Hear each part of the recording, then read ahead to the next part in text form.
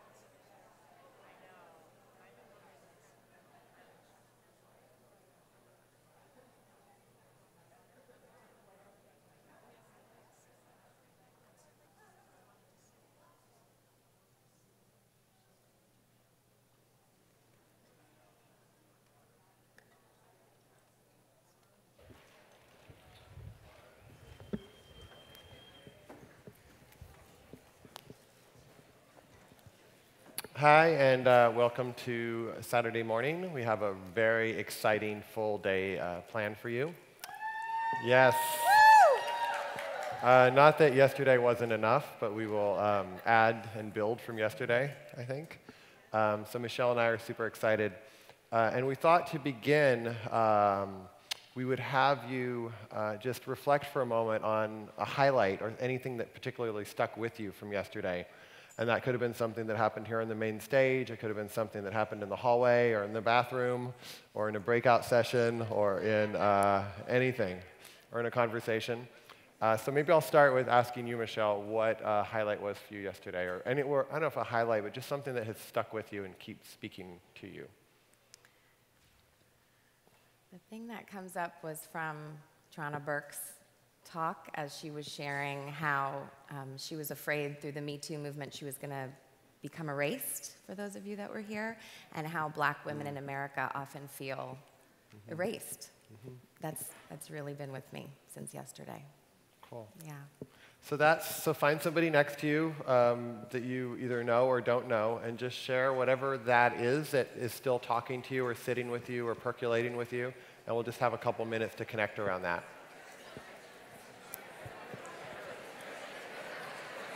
So, I really want everybody to be settled, so we might.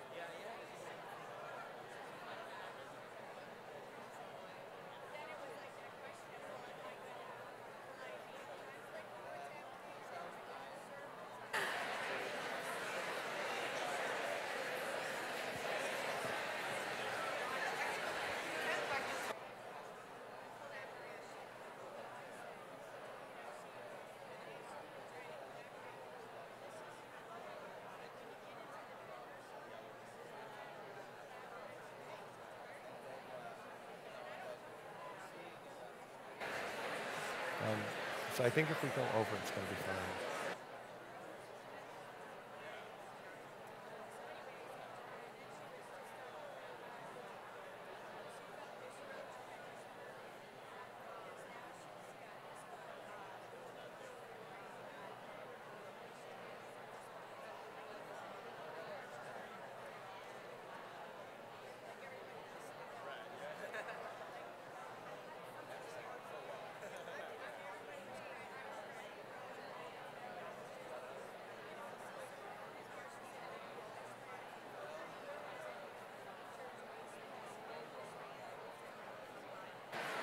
And wrapping up your conversations, bringing your attention back, settling down, coming back, wrapping up.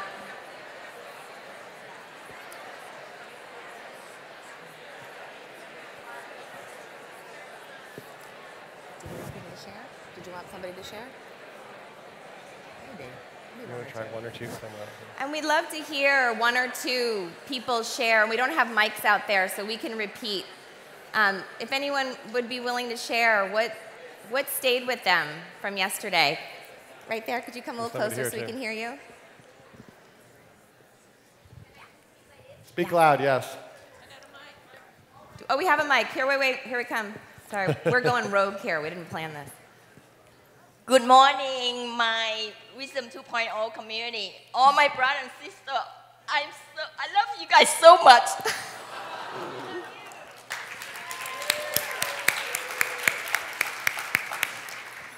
Yesterday, the talk with Sharon, remember she said that the teacher asked her to be a teacher, and she said no.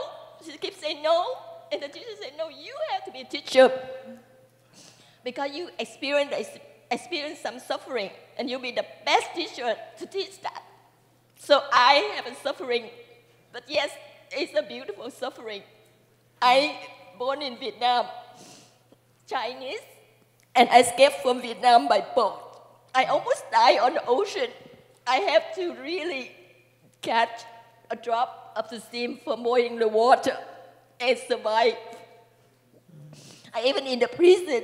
But in the prison, that's where God received the compassion. So today, I don't have any agenda, but I want to share my story, my compassion story. But if you're available at 1 o'clock, I will be at the corner of nearby the yoga class. I would like to share with you my story. A little can go a long way. So I love you guys so much. I want to connect with you guys and oh my God, thank you. Thank you, thank you. Did you want to go? Well, I had the pleasure of meeting Mary Jane from Austin, Texas. And Mary Jane gave a great invitation to, she reminded of her session yesterday was about embodiment and the importance of dropping into the body to really feel and experience things on a deep level. So it was a great invitation to really remember that today and to feel this, not only to think this. So thank you, Mary Jane. Thank you so much. Thank you.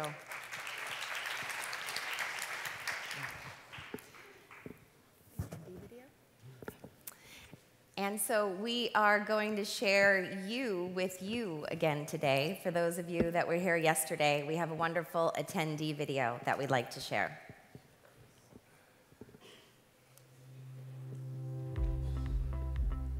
There's a lot of brave people who are speaking at this conference who have made a lot of change in the world, and the reason that I came is just to be around those kind of people and in hopes that some of that bravery and knowledge and wisdom will rub off on me.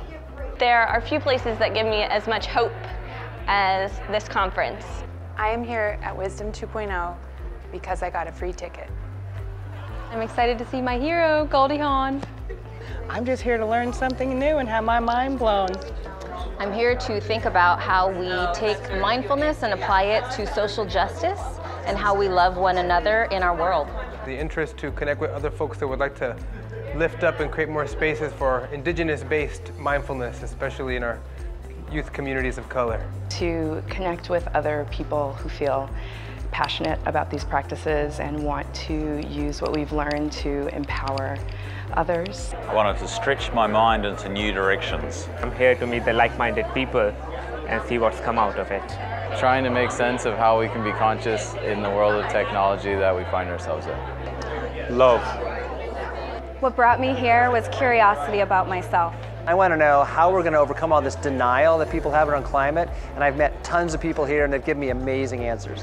To bring my spiritual practice more so into our company and see how I could bridge that gap between mindfulness and our day-to-day work. To deepen my understanding of my authentic self and to figure out tools that I could bring into my life to deepen connection with myself and with others. Probably just my heart.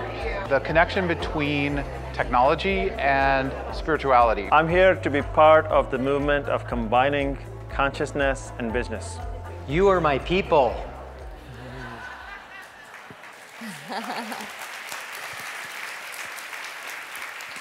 Yeah, and thank you. You know, this conference exists because all of you keep showing up over and over again, and then new people keep showing up, and this grows and grows, and we're just so grateful for all of you being here. So just a reminder before I do an introduction to silence your cell phones, please. And also, if anyone's lost anything, there is a lost and found booth located by registration, so you can check there. And before I do the official introduction for Katie, I'd love to just share how she ended up here with us. A few years back, I had gotten really into doing the work, and it was transforming. And I told Soren, we need Katie here. And he said, well, email her people and see what happens. So I sent an email asking if we could talk about her coming to the conference. And I think it was later that day, I got an email back that said, yes. So I called Soren, like, she's coming. she's coming to the conference. We're not having a conversation. She's coming. There was no conversation. She's just coming. And she's been here with us for the last few years. And each and every year, our gratitude for her grows. And she impacts more and more people. I've been through her 9-day School for the Work, as well as other programs that she's offered. And combined with these practices of mindfulness and awareness, it is its own mindfulness practice, this practice of inquiry. So we're really excited to share it with you, again, especially to those of you who have not met Katie yet. So Byron Katie will be interviewed by Soren.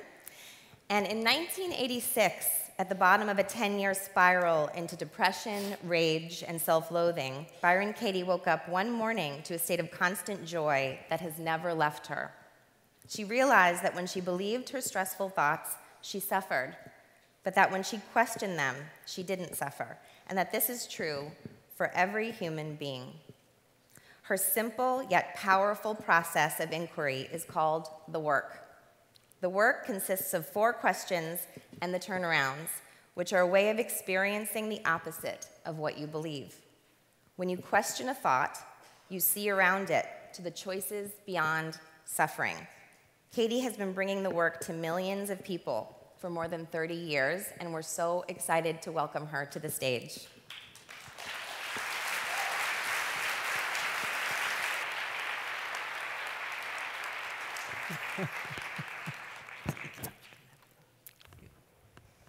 Hello.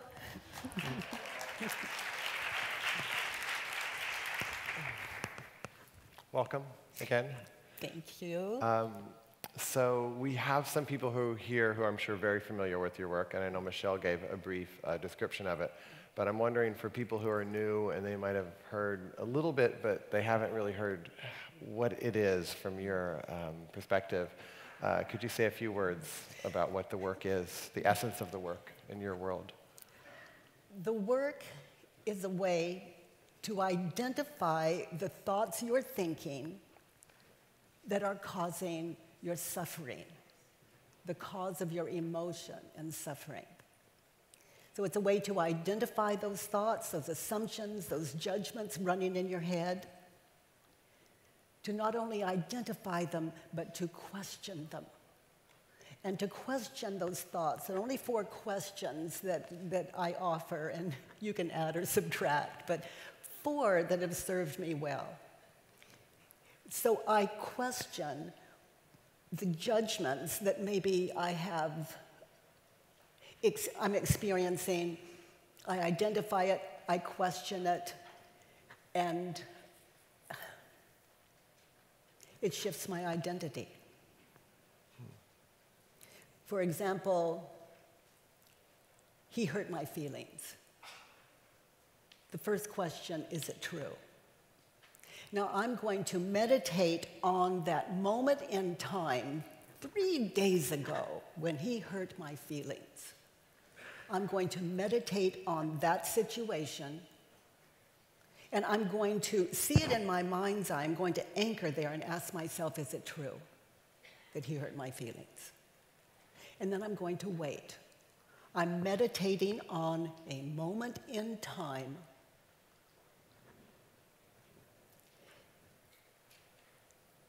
After inviting whatever wisdom is there to show me, Soren. And I wait. It's a meditative state again. So I can see that situation in my mind's eye, and then I'm shown either a yes or no. It's true or it's not. And then there's that third question. How do I react when I believe the thought, he hurt my feelings? I'm anchored in that situation. I'm going to stay there, and I'm going to witness how I reacted, what I felt, what aggression or anything, any lack of love, we'd say, or attack. Notice my attitude, how I reacted when I believed the thought he hurt my feelings. Notice how that affects my world, my physical body. And I'm going to witness that. You hear about the stillness. Get still. Notice the mind that will defend. Thank it for sharing, and go back where you're anchored. Witness how you react when you believe that judgment, and how you treat that person, and how that affects your own life. And then the fourth and last question, who or what are you without that thought? That thought, you know, what I love to say is they're like Post-its. Here's this perfect human being, and then I put the Post-it on him. He hurt my feelings. So then I meet him 10 days later, and I know who he is. He's hurtful. And I'm not thinking it consciously. There's just something about him I don't like, I don't trust. Post-its, Post-its. So these judgments, these assumptions on yourself, others, the world, create ourselves, our identity. So I have a thought because I was thinking about this. I was like, what's the thought? Oh, let me interrupt one more. Oh, sure. The fourth question,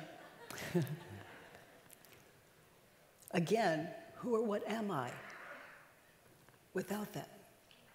Who or what am I without that? I am seen. I'm connected to that human being as I sit in my practice, my meditative practice, and those questions. I see that human being and I witness. And I see things now in that situation that I couldn't see there, because the life of a believer won't allow you to see what's there. What you believe creates all of it. So if you never feel right, if you occasionally don't feel right in yourself, you're not in yourself. Not in that your true nature. So I've noticed that I have a thought that has been sticking with me, and the thought is our president is too arrogant.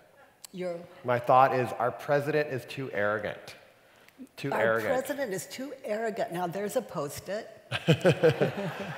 And maybe other people share this thought in the audience, so I don't think it's just me. So how would I orient with that? And I noticed it impacts me. I look for news that he's going to go down, and I knew. So there's different ways it impacts me, and so if I'm using inquiry, what would I do with that thought that actually seems it feels true? Yeah. Now, is it really true? I've never met him. I don't know him. But. So your president is too arrogant. Is that it? Yeah. Okay. How many of you have ever had that thought? It's an epidemic. You know, it's popular. It's a trending thought. Yeah, it's a trending thought.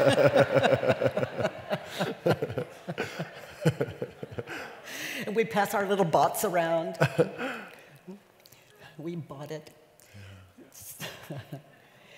So our president is too arrogant. How many of you see in your mind's eye right now when Soren said that, or when you heard that, how many of you saw the president in your mind's eye? Would you raise your hands? Okay. That's how it works. That's how the mind works. Okay. So our president is to, or I'll say your president. No two people have the same president. Whatever you believe onto that president is yours. Okay, so there are a lot of presidents in this.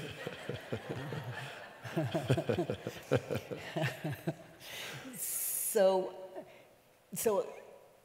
your president, the president, is too arrogant. Is it true? Now, this is meditation. So imagine, what is it you have in mind? Get something to anchor in. Maybe you were watching television and you maybe witnessed, the image in my head is he's literally shoving one man aside so that he can be in front. And that's the image that came to my mind. So that's the one I'm focusing on. You find yours, and Soren, you find yours. And so we're going to anchor there.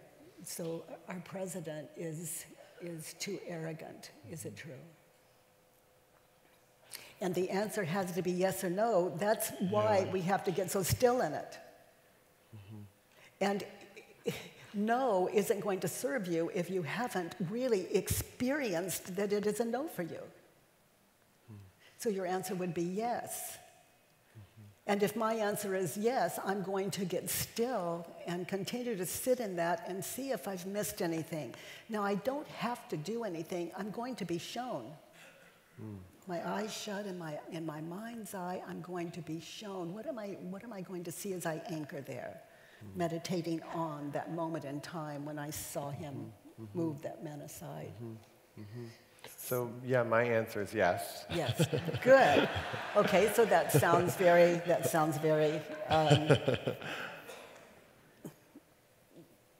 very.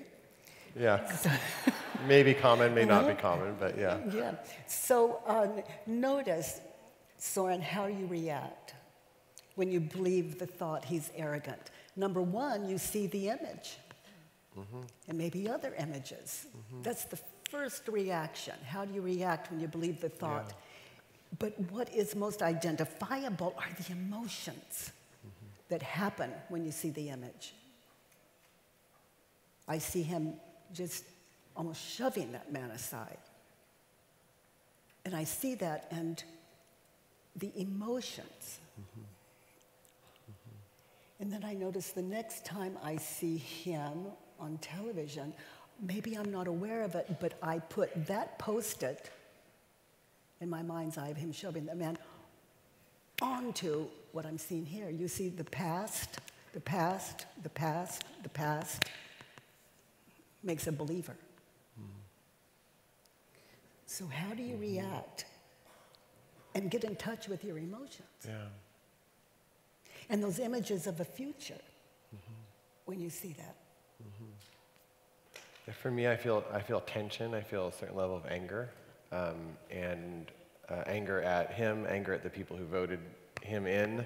I feel like I'm wanting to catch the news to find out when I'm going to be right. So I notice a certain amount of absorption to kind of get the pieces together. And the future, there are future images in there too, maybe. The future image. Future images in there. Yes. Like I'm anxious to see if I'm going to be right. Now, I don't know if I'm anxious to see if I'm going to be right. I'm anxious to be right. To be right. Yeah, but that's. I don't really want to see if I'm right. I'm anxious to be right. Yeah. So, so when you see that, do you sometimes see like the world being destroyed? I see him leaving the office in disgrace. Leaving the office in disgrace. That's what I see. Yeah. Yeah. Okay, so you see that, and there he's standing, so there's a little disappointment there.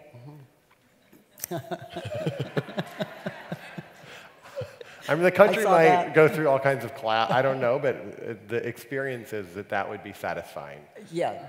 Maybe I'm revealing too much here, but it's not like I think about this all the time, but it is Yeah. definitely in my consciousness. Yeah. Yeah. That'd be satisfying until you think who Yeah. would replace him. Yeah, I don't get that far. What kind of dreamer are you? One step at a time. There's something wrong with this dreamer. Okay, sweetheart. So who would you be without the thought? Just sit in your image, the one you started with, the one you're anchored in. Just witnessing with your eyes closed. Who or what would you be without the thought? He's arrogant. This is where, when we heard Sharon and Roshi Chon talk about compassion and connection, witness, same situation, drop your Post-its, witness, what do you see?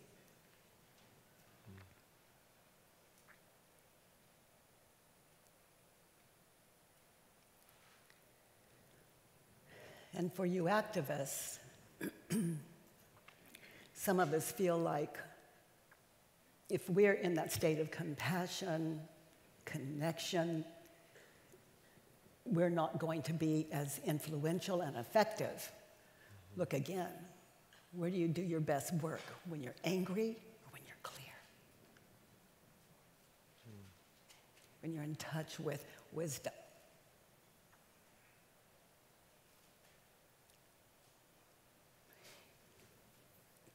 It's like, you know, in the story where the waters parted, like the ocean parted, it does. It's like,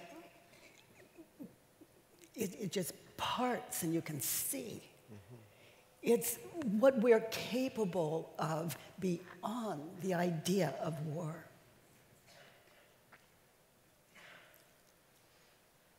There's nothing more powerful than, well, obviously, we don't call it, oh, I love doing that. I don't know why. I just didn't want to miss it.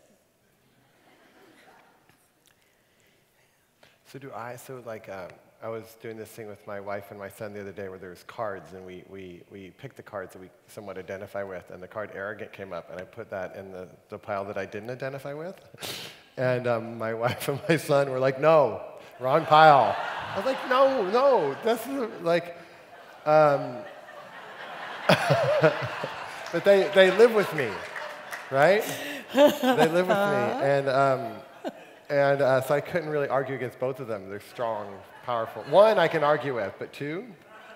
So in looking at, like, I know I have some of those same traits. Like, I don't want to take responsibility for my mistakes either. Yeah. Yeah. Yeah, that's you know, where we're moving next. So let's move there. Okay. So our president is arrogant. So the work is inquiry. It's 4 questions, and then we flip it. We turn it around, and we just try it on like a new pair of boots. Let's try it on. Where does that? So the president is arrogant. I am arrogant. So in that situation, as you're anchored there, you can see it in your mind's eye. Where is it that you're arrogant? Are you asking? That makes 3 of us, his wife, his child. Yeah, they would probably have a much better answer. I'm arrogant in the ways I don't want to take responsibility, in terms of, like, if I don't like feedback, for example. How Trumpish. I'm arrogant and I can dismiss, I didn't plan to talk about this. I feel like I can dismiss certain people. Like, I'll pay more attention to some people than other people. And so I can be like, oh, that person's more interesting, and I can be very dismissive of others. So I'm sure there's more, but that's what comes up. Yeah, and I just, Soren, as one of your friends, you're probably the least arrogant person I've ever met. And which shows so many of us in this, it shows me that it doesn't, as if I see that in others, it doesn't mean it's not true. But my work is, where am I arrogant? So I can't change that person, but I can change one arrogant human being. And I'm living with her. And so it wakes me up. And for you to have that open-heartedness, that open-mindedness, to be willing to look, it just speaks to me that we all can. But just imagine one less arrogant, the power of one less arrogant person in this world. And you have that power. And if you can't do it, leave us alone. Just the grace of living without arrogance. And it's a journey. It's a journey, but we begin somewhere. Yeah, beautiful. And I think some of the questions around the work is, in which, if you could explain this, so like we question thoughts, but there was a thought of like, do I dress myself this morning, which you decided to believe. Most of us decided to believe that thought. There's a thought of, I need to be on time. And so there's thoughts that we both believed that thought and acted accordingly. So I wonder, we're almost out of time. I wonder, could you say a little bit about that? Because I think number one, I don't believe I dressed myself this morning. You don't? No. Okay. And I don't have a dresser. Okay. So what do I mean by that? Okay? I see, and you probably all see in your mind's eye, an image of me dressing this morning. How embarrassing is that? So I see an image of me dressing this morning. And then I see an image of me at the event, this breakout that I'm about to do.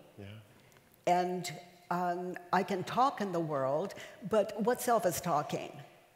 Okay, I saw me dressing. Was that me? Okay, yeah, that's me. So I see me in the breakout later. Is that me? Okay, what self? Who am I? Have you ever heard the question? Who am I? This self? This self? This self? That's three of me. You know, I want to land. I want to know myself. Now, if I look at this self now, did you hear me say this self now? That's past. Look at these selves I'm accumulating. Okay, and we see those images. And if that's not myself, you know, I'm beginning to get clear about not that, not that, not that, and it can leave you so present. Because right here, right now, if there's a job to do, this is where it is. It's not later. It's okay to plan. That's a beautiful thing, but you're doing it now. And this is where the wisdom is. You don't have to wait for later, just now. But did I dress myself? In my world, that's the dream world. You know, I'm dreaming this me. So I'm awake enough to just be present. Just present without faking it. And then you notice you do. This work is about, you know, as Sharon and Joan discussed yesterday, the end of suffering. And when I believe my thoughts, I suffer. When I question them, I don't suffer. And I've come to see that this is true for every human being. And it is a practice, a meditative practice. And you definitely see that in the person I gave the example of, our president. He can have all the wealth and all the power and all the whatever, and the thoughts that create suffering for all of us. is He's a definitely great something. teacher. It's a great, yes. Yeah, he's huge bringing teacher. him. He's a great teacher. He is like those aspects in us, like our arrogance, those aspects that we see there in us. Oh my goodness! If we used people like this as teachers, and you live with them, they're in your family, and then what a powerful, what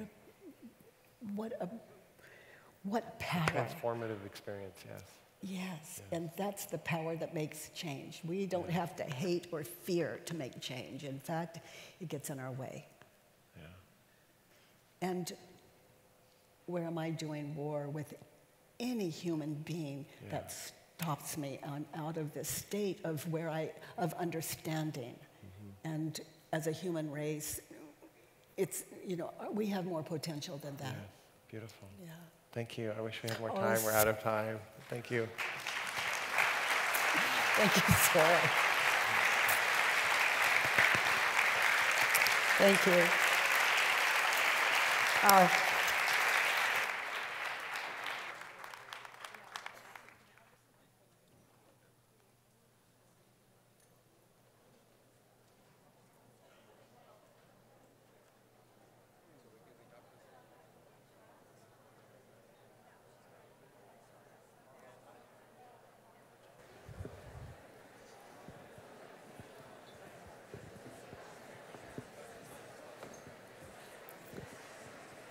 Thank you to Katie and Soren. So next we're going to have Jon Kabat-Zinn, interviewed by Karen May. And Jon is a honored elder of Wisdom 2.0 and this community. He's been supporting us since the very beginning. And Karen has also been with us for many, many years. And it's always wonderful to be able to experience the two of them in conversation. So Karen May has more than 25 years of professional experience as an organizational psychologist and leadership coach. Karen joined Google in 2010 to head up the company's learning, talent, and career development programs. Karen oversees a global team that supports more than 75,000 Googlers in more than 100 offices in over 50 countries. Jon Kabat-Zinn is internationally known for his work as a scientist, writer, and meditation teacher, engaged in bringing mindfulness into the mainstream of medicine and society.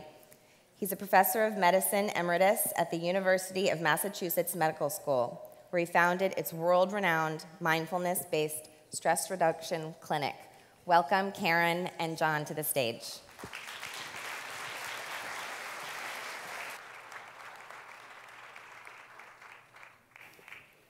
Thank you.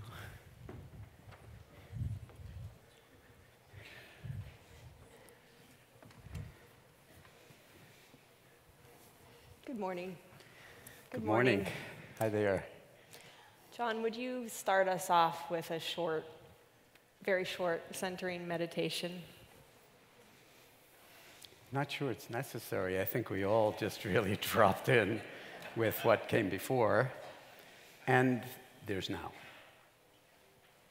So resting with the resonances, not so much of what we've just heard, but what we've just realized in the previous conversation. Each one of us, a unique experience, a feeling, a recognition of something, just lingering in the being of that, in silent presence, wakefulness.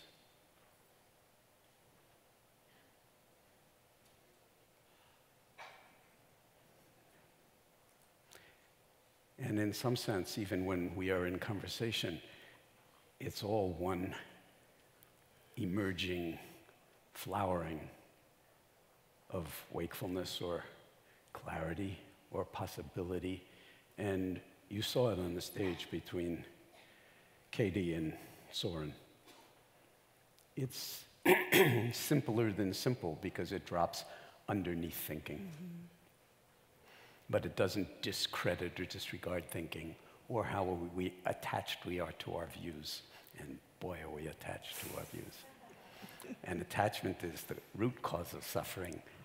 And the letting go, the letting be, but not running from any of the huge challenges we're facing. That's the love affair. That's the wisdom. And it's distributive. It's in all of us. So we're talking about leadership, are we not, this Money? We are. Wise leadership, I would say. So I don't know anything about that. Just a disclosure before we get started. I think you might know a little bit. So we're talking about wisdom-based leadership, yes, actually, in a dystopian universe. But I thought we might break it down a little bit and start with the wisdom-based leadership, and what do those words even mean to us? And then we can tread into the territory of dystopia. Okay, we're already in it. We're bathing in it. It's so early in the morning for dystopia. I don't know about you. Yeah, but we're old hands at this, you know. Fair it enough. didn't start in 2017 or 2016. No, it didn't. I'm afraid. Let's start with wisdom-based leadership. And when we see those words, what does that even mean? What do you think of when you think of wisdom-based leadership? Well, to first start with we're at a wisdom conference, okay? Talk about arrogance. Never mind wisdom. 2.0. You 1.0ers are so yesterday. We should call ourselves wisdom minus one, right? Yeah. So we're to accurately acknowledge that we're all seeking. So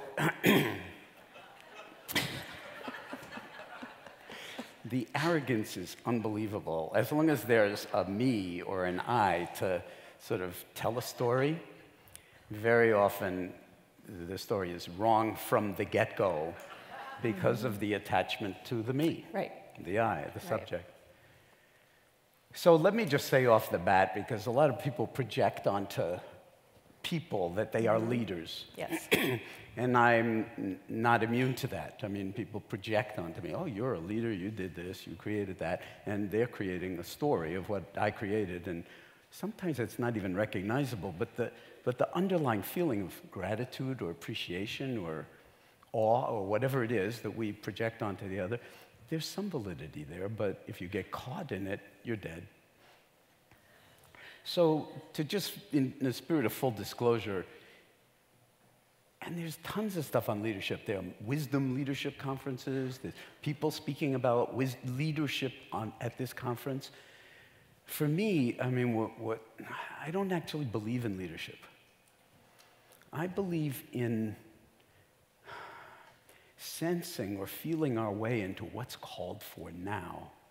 And so what you might call a true leader would be somebody who actually appreciates and invites the potential for every single person in the group, the corporation, the business, the hospital, the government, the planet, to come to the fore in their fullness. Okay? And so rather than leading in the sense of follow me and my example, it's like, no, dive deep. It's a permission giving to find out what your unique contribution is, given your values, but at the same time not being trapped in the dualism of I'm right, which, as we just saw, is the ultimate arrogance, even if the conviction you can muster infinite evidence for why you're right and the other person is like barely human. And that's happening across dinner tables in families. And so in that sense, what's been going on in the United States for the past, whatever, has been happening across families. But the fact of the matter is, it's been happening forever. And many groups within the society, of course, know that because they've been the victims of a certain kind of brutality, ignorance, delusion, greed, hatred, and power exercised for the benefit of the few at the expense of the many. But when you don't have a certain kind of lens on it, it's not my problem. I'm privileged. Everything works for me. Maybe not if you're a Native American or a person of color. And so we're all living in as many universes as there are human beings. Right. So leadership would be, in some sense, how are we going to deal with this in a way that doesn't perpetuate war and othering and just perpetual harm? And I think the sort of pointing towards and investigating, inquiring, and as Katie was talking about, one's own attachment to things in terms of greed, more for me, I want this, I'd be happy if this, if only that, then. And then hatred, I don't want that, those people are, awful, and how could they be that way? This happens in families. Again, I'm reminding you, it's not just on the television. Right. And then delusion, living in like a space land where, we're just living in narratives that are not true enough.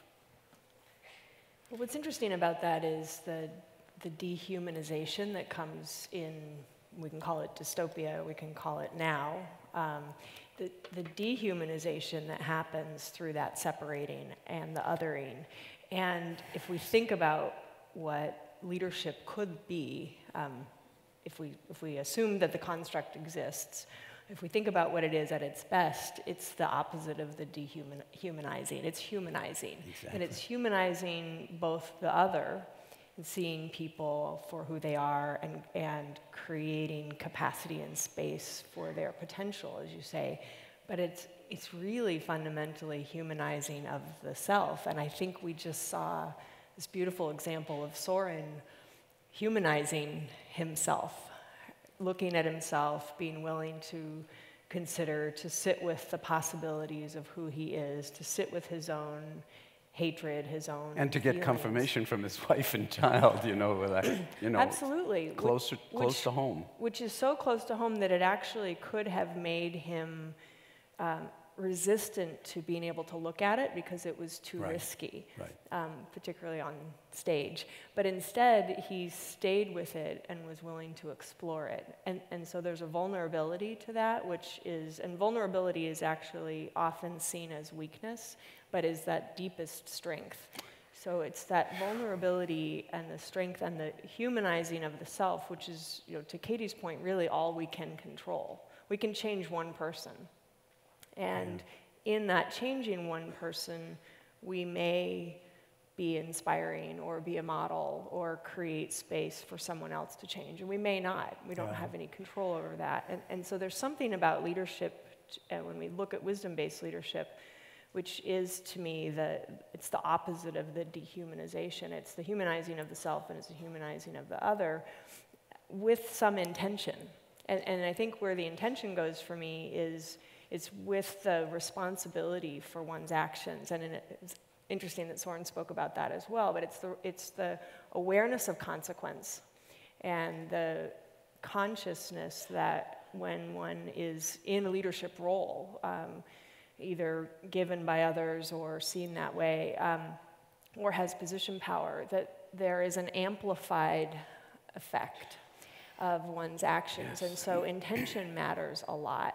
And that sort of the kind of the insight, the self-awareness and intention, and taking the responsibility seriously roll up to what leadership can be. Yeah, and I think that that's where the fate of humanity lies, actually, that the real challenge for us globally or as a species is actually to wake up and to recognize how much energy in us, for whatever reasons, when the human mind doesn't know itself, you get the killing fields of Cambodia, you get Auschwitz, you get dehumanization to the point where, one of the greatest cultures in the Western world is capable of putting other people in ovens. That's part of dystopia, but it's like, how does that arise? How does those kinds of dehumanizing impulses arrive? Regular people, just like you and I, guards at concentration camps, can actually other the other to the point where they are no longer human. This is a species challenge at this point. It's a developmental challenge as I see it. And so the leadership would recognize whatever leadership is in the way we're talking about it, you know, wisdom-based leadership would be based on deep inquiry. Who am I that thinks I am a leader? That's toxic thought, you know.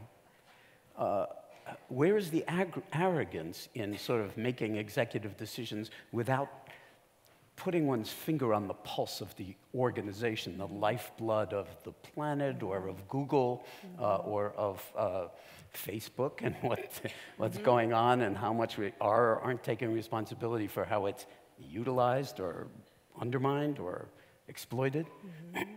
So leadership is not a one thing. It's an ongoing evolution in itself. But in terms of our humanity, we are named ourselves, and I keep repeating this because I think it bears repeating. We are Homo sapiens sapiens, the species that is aware and is aware that we are aware. And as Katie said, it's a practice. That's something we have to grow into. And so to not have perpetual warfare on the planet or corporate warfare or whatever it is that actually degrades all of us. So even if you're a success, you're a failure. Right. I mean, even if you have all the money in the world, you could be deeply unhappy and insecure and always need some other confirmation. And we're seeing this played out on our televisions every single day. It's true. It's a profound teaching. It's a gift in a certain way because, like, the human mind is right on its edge. And the question is, are we going to, in some sense, tilt things in the direction of greater clarity, wisdom, kindness, compassion, and a kind of anti-greed that recognizes that we are all in this together, we're breathing the same air, we're drinking the same water, and we have to have enough resources of all kinds to be able to support our families, to support creativity, to support the body politic in the way that supports its members, or the planetary body politic. So that would, to me, be true leadership. You know, and you can read lots and lots of books about leadership.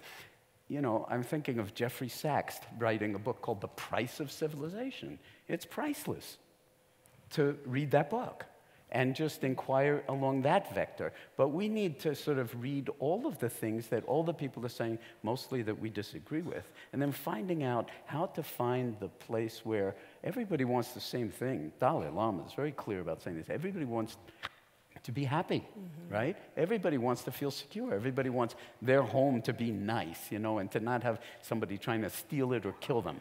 Or kill them, right. And yet, like, if you're a Rohingya, this is, you know, by the millions, these people have been, like, destroyed in front of our very eyes, and nobody's taking full responsibility. Where's the leadership on that score? And you say, well, we don't have the resources, or it's nobody's responsibility. And the perpetrators of that violence are Buddhists.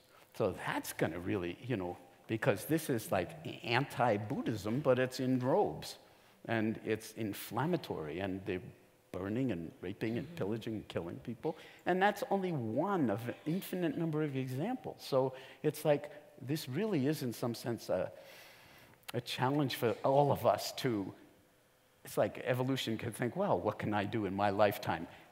Only everything. And why not start where you are? Then, you see, we up here on the stage, you might be projecting, oh, Karen is like, what's your title at Google? It's Vice President, of People Development. People. I love that. People development, okay? The word development in Pali is bhavana. We were talking about this yesterday, and that bhavana is the word in Pali for meditation. So people development is like, meditation is required. It's not a luxury. It's an absolute necessity to know thyself. And in knowing oneself, one knows the lay of the land, what might be possible, new opportunities that the moment before you didn't see. Why? Because, as Katie was pointing out, the mind is so occluded it can't see beyond its own nose. Oh, and I love my nose, by the way, as friend. Me and my but you're nose, covered or with face, Katie's Post-it notes, and so you can't see the self. And so it can become overwhelming, I think, John, when we think about when we think about what's happening in the world, Yeah. it can become overwhelming to think, where do I even start? How do I help the Rohingya? How do I help, not see a repeat of Nazi Germany? How do I help the families that are torn apart? How do I help poverty? I mean, it can become overwhelming. And I think and so for some that leads to then just turning away and saying, it's too big. And so there's something that I think we all, and I agree, we don't have the answers, but there's something that we collectively care about, which is helping people stay connected. Interesting that Sharon defined love as connection yesterday, which is to stay in love. Yes. And to be able to stay in inquiry and to trust that by staying in it, we can make a difference. And so how do you see people sort of navigating this sense of being overwhelmed and I can't do anything? And what's interesting is, I'll come back to my question to you, but as I talk about people being overwhelmed by what's happening, we other the victims as well as the perpetrators, and we put them in these categories of victims and perpetrators, and then we feel powerless to help and powerless to change. And so the question is, how do we as individuals, all of us, step in with what we have, and versus feeling it's bigger than me. And I think that powerlessness or helplessness is toxic, and yet it's very understandable and it's human. It's funny that you're asking me. I could just as well ask you. Fair enough. And we could ask our friends here. My answer would be any way we can. And if it truly is, if leadership or wisdom or what love is truly distributive, and it is, then it's a question we all need to be asking. And how do we get out of our own way enough and our own likes and dislikes to actually, we do not want to be talking in the bubble of all the people that already agree with us. That's part of the problem in this world, is we need to actually be in open-hearted conversation and relationship with people who think exactly the opposite of us, and then work with our own arising anger, indignation, arrogance, and everything, and find ways to do this that are the meditation practice. Mm-hmm. It is the inquiry, and it is moment by moment by moment. There's no there. It's always here. And can we actually navigate this territory in a way that has integrity and that is about non-harming? If we would, why not, medicine has this sort of Hippocratic oath that before you become a doctor in the graduation ceremony, you take the Hippocratic oath. And this primum non nocere, to first do no harm. Now, how would you even know if you're doing harm unless you are mindful, unless you're awake, unless you're compassionate enough to see how much trouble you can make just by a glance or a word that you're not aware of what its potential effect would be. So what about a Hippocratic oath for corporate behavior? Well, I don't know, but absolutely. What about a Hippocratic oath for parenting? Right. What about a Hippocratic oath for taking care of our elderly? What about a Hippocratic oath for electoral politics? What about a Hippocratic oath for caring for this one planet that we have? So what about, and I'll just say one more thing about leadership that strikes me, because, we're in this age where people are now talking about, and it's very real, machines that are learning and then reinventing themselves and learning and then building themselves and then continually getting smarter and faster than we are on a certain level. It's called, sort of general artificial intelligence. Some people think we're like, not quite there yet. Other people think it'll be like, we'll never get there. But you know, that a group of very, very committed people in the field of AI and all sorts of related fields have actually gotten together and developed a precautionary principle around this, because once it happens, there's no putting the genie back in the bottle. Right. We, as a species, want to make sure we're not so smart. We're putting ourselves out of business in a certain way, or creating a dystopic universe where before we've actually grown into what it means to be fully human, and I don't think we have yet, we're going to abort that flowering, Give and it away. something else will come up that will really, truly be dystopic from the point of view of the potential of human beings to grow into ourselves fully.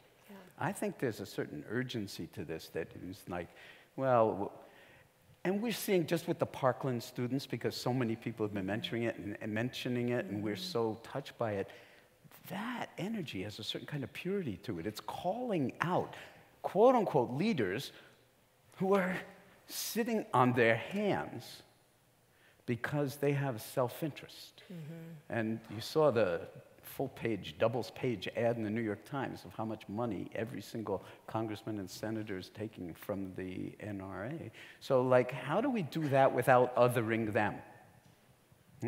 How do we have that conversation? And I think the children have a kind of authenticity and a kind of power that they're just discovering, and we have, in some sense, through our self-interested self-identification with me, and put ourselves in some sense in the wings. And we need to reclaim that. If you're breathing, there's more right with you than wrong with you. Let's actually mobilize what's right with us, what's wise with us, what's good with us, and in a non-dual way, not selfing and othering, find ways to heal the body politic while we still have the chance. All of us together, the old, the young, and the in-between, Republicans, Democrats, you know, everybody, the people of color. That's what this country is all about, and we need to set an example. I mean, that would be, in a sense, true leadership. People have always looked to the United States. We are far from perfect, but the United States is actually us. And even if you're not American, and I know many of you are not American, and many Americans might not even want to identify as American at this particular moment in time, but the world needs all of us. It's, in some sense, it's so much bigger than any one country. Well, that's the thing. Aren't those distinctions, whether they're country identification, company identification, all of those are somewhat artificial distinctions when you think about humanity. They're identifications. But they're just one identification, and they actually enable othering as much as anything else. Right. You know, the non-Americans or the Americans or people who work at a particular company. All those distinctions are just part of a complex set of identities. And even when we talk about, you know, the Hippocratic Oath for all of the important populations that you name and causes that you name, in a sense, why do we need separate Hippocratic oaths? Because in a sense, as humans, there's something about having a Hippocratic oath to being human, which is to something about that, the insight into the self and the responsibility that we have to take responsibility for our actions, to understand our motivations, to be willing to look in the mirror and to seek to understand humanity, and maybe especially the humanity that we find ourselves moving against. And so when we talk about the politicians in the New York Times, we pride ourselves in a sense, or we take some sense of satisfaction in shaming them. But how does that help us in the grand scheme in terms of humanity? And that's where I think it gets so complicated, because you become, a little dose of self-righteousness can feel empowering, and yet it does other the others. And so I think the art here, and in a sense, again, we watched Soren do this. The art is recognizing the feeling, the thought, whether it's arrogance or whether it's so-and-so is acting out of self-interest. These senators are acting out of self-interest when they're taking money from the NRA. Well, if they're acting out of self-interest, is it true? Yes, it's factually true. But what does that actually mean? And recognizing that that's an identity of these people, and there are other identities of these people. And how do we speak to their other identity in a way that allows their other identity to flourish? And that, to me, is what leadership can be, is when you're pushing yourself to flourish and not being satisfied with where you are at any now, and you're also creating the opportunity for others to flourish versus being put in a box, because we don't win when they are labeled. Yeah, well, that's why the question, is that true, is so powerful. It's so powerful. Because, yes, that's true. And there's other truths. So it's not to not state the truths, but it's not to believe that some fraction of the truth is all of the truth. Right. And I think people find, often when we talk about compassion, and Roshi Joan talked about compassion yesterday, there's a sense that compassion might be weakness or soft or passive. And compassion can be extraordinarily powerful. And compassion, especially in the face of a truth, an unpleasant truth, can be particularly powerful because it creates the opportunity for someone to flourish in what they can be. So there's something about how to hold the reality of the truth when it's true and still stay in it. And I think that's what I really the see nonviolence people of the civil rights movement, Yes. the nonviolence that ended British imperial rule in India. I mean, that's a fine art. That's powerful. Yes, that's a you're fine absolutely art. right. Okay, to align yourself with your aspiration and your understanding of, like, when people are killed, they are killed. It's part of the truth, and they're killed by other people. And how are we to hold all of this? And I think there's where the challenge really comes in, to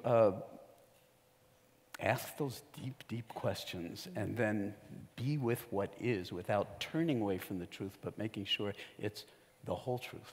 And that's a meditation practice. It requires not knowing, because none of us know the whole of it. And this, is more trustworthy than this under virtually any circumstance. Yes. It's another form of intelligence.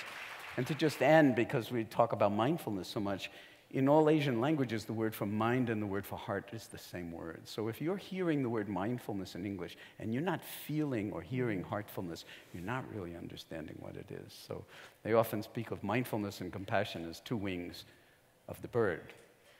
The bird may have two wings, but it's one bird. And we may be disparate, and all of us seeking leaders that we can follow and that we can appreciate and that will give us guidance. And, we really need to remember that that will happen, and, there is that emerging, but also the real leadership is in here, and it's in our own ability to have integrity, to be ethical, to be authentic, and to listen deeply to what the heart is asking for and longing for when we can't somehow get out of our own way. Just not even quiet them, just let them wave, but not be caught in the waves, because we can drop deeply down into. And then, to me, that would be, in some sense, wise leadership in a dystopic time, because it would be distributive. And if we're all the cells of the one body, of the body politic of the planet, then there's a distributive intelligence, multiple intelligences and power there. So that's why we have conferences like this. It's not the people on the stage. It's all of us together inquiring about what is possible now, way beyond what the thinking mind can come up with. That would be, to some degree, like what real leadership is all about. Thank you. Yeah. And thank Karen, you. thank you. Thank you. Beautiful.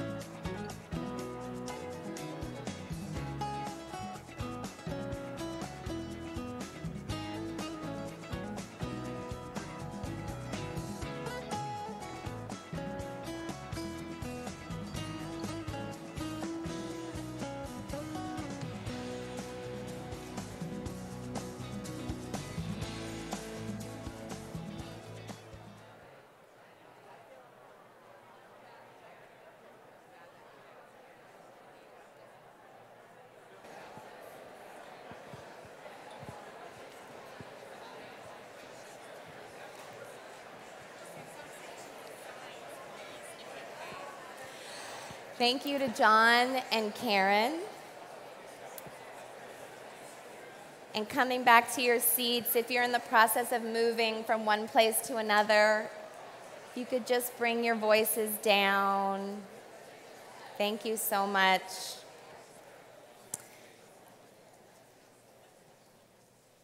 So I now have the pleasure to introduce Frank Ostaseski. He's an internationally respected Buddhist teacher and pioneer in contemplative end-of-life care. He's the visionary co-founder of the Zen Hospice Project and founder of the Metta Institute. He's lectured at Harvard Medical School, the Mayo Clinic, and the Long Now Foundation, and teaches at major spiritual centers around the globe. He is happy to return to Wisdom 2.0, and we are so happy to receive him. Please give Frank a warm welcome.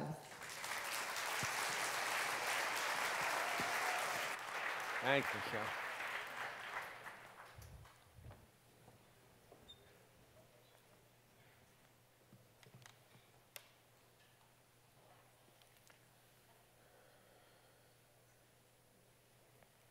Don't wait. Waiting's full of expectation, waiting for the next moment to arrive. We missed this one. Don't wait. Dying folks taught me that. I was washing the back of one of our patients one day, a guy by the name of Joe, and as I was washing his back, he turned over his shoulder and he looked at me and he said, "I never thought it would be like this." I said, "What?" He said, "Dying." I said, "What did you think it would be like?" And he said, "I never thought about it." You see, in that moment, Joe's regret about never having reflected on his mortality, this was a greater cause of suffering for him than his terminal lung cancer. Death is the elephant in the room, right? It's the truth we all know but agree not to talk about. And we try to keep it at arm's length. We joke about it or project our worst fears onto it. We use euphemisms to keep ourselves safe. We sidestep the conversation or try to avoid it completely. We can run, but we cannot hide. There's a great old Babylonian myth about a merchant in Baghdad, and he sends his servant to the market. And a little while later, the servant comes back really terrified and shaking with fear. And the merchant said, "What happened? What happened?" She said, "Well, I was in the market, and while I was in the market, this woman bumped into me, and when I turned around, I recognized her as Death. And she made this threatening gesture at me, and so I ran home here." He said, "Now give me your horse so I can ride away, and I can escape my fate, and I will ride to Samara tonight, and Death will not find me." So he gave him the merchant gave him the horse, and off he rode in a fury. Then a little while later, the merchant went back to the marketplace as well, and he ran into Death as well. And he said, "Hey, why did you do that? Why did you scare my servant with that threatening gesture?" And Death said, "Oh, that wasn't a threatening gesture. That was just my look of surprise. I was surprised to see him here in Baghdad. I knew that I had an appointment with him tonight in Samara."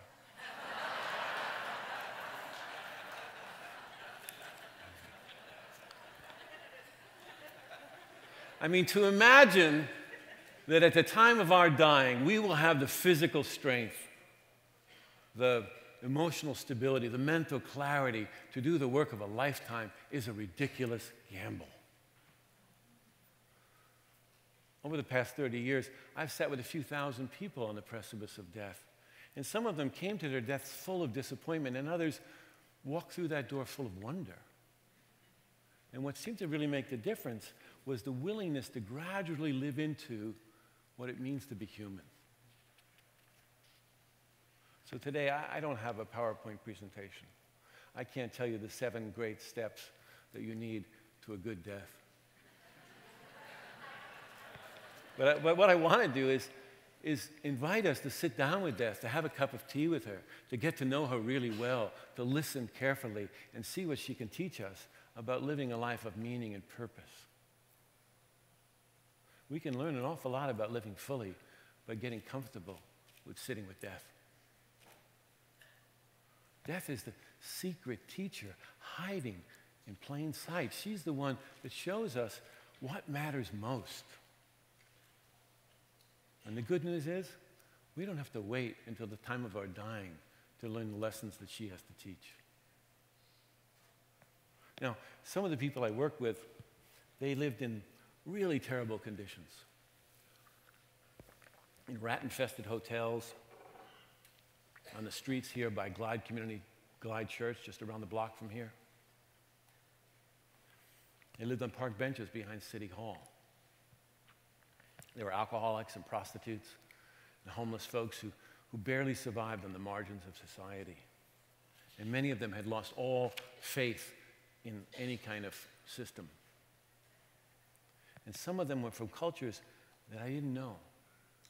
And they were speaking languages that I couldn't understand. And some had this deep faith that carried them through difficult times. And others, they swore off religion years ago. There was this man, Nguyen, I remember, a Vietnamese man, and he was really afraid of ghosts. And his roommate, Isaiah, was an African-American man, and he was very comforted by nightly visits from his dead mother. Yeah. There was a man I worked with, a hemophiliac, who had contracted the HIV virus from a blood transfusion. But the year before, he had disowned his gay son when he announced to him that he was HIV positive. And now, father and son were in twin beds in the same room, being cared for by Agnes, the father's wife and the son's mother.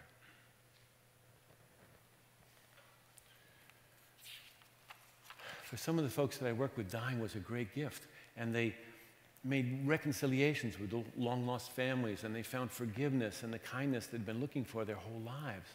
And other folks, they turned toward the wall in withdrawal and hopelessness and depression, and they never came back again. All of them were my teachers. Now in Zen we say, when your teachers are in the room, it keeps you honest. So I brought my teachers with me today, and in just a moment, I'm going to ask our friends backstage to project photos of these people onto the screens. And these photos are not my deck, you know. This is not a video that we watch passively. These are people inviting you in to learn from what they encountered. So the images will rotate and we'll watch. And as you look at the photos, I want to encourage you to do one simple thing, which is to look at them with some degree of self-awareness, to check out what's happening in your body, your heart, and your mind. And then to ask and then to look at two specific things. What attracts you to the photo and what causes you to pull away? What attracts you and what causes you to pull away? It's important to see both. No need to analyze, no need to do anything except sense. Look and see who they remind you of. See if you can see yourself in them.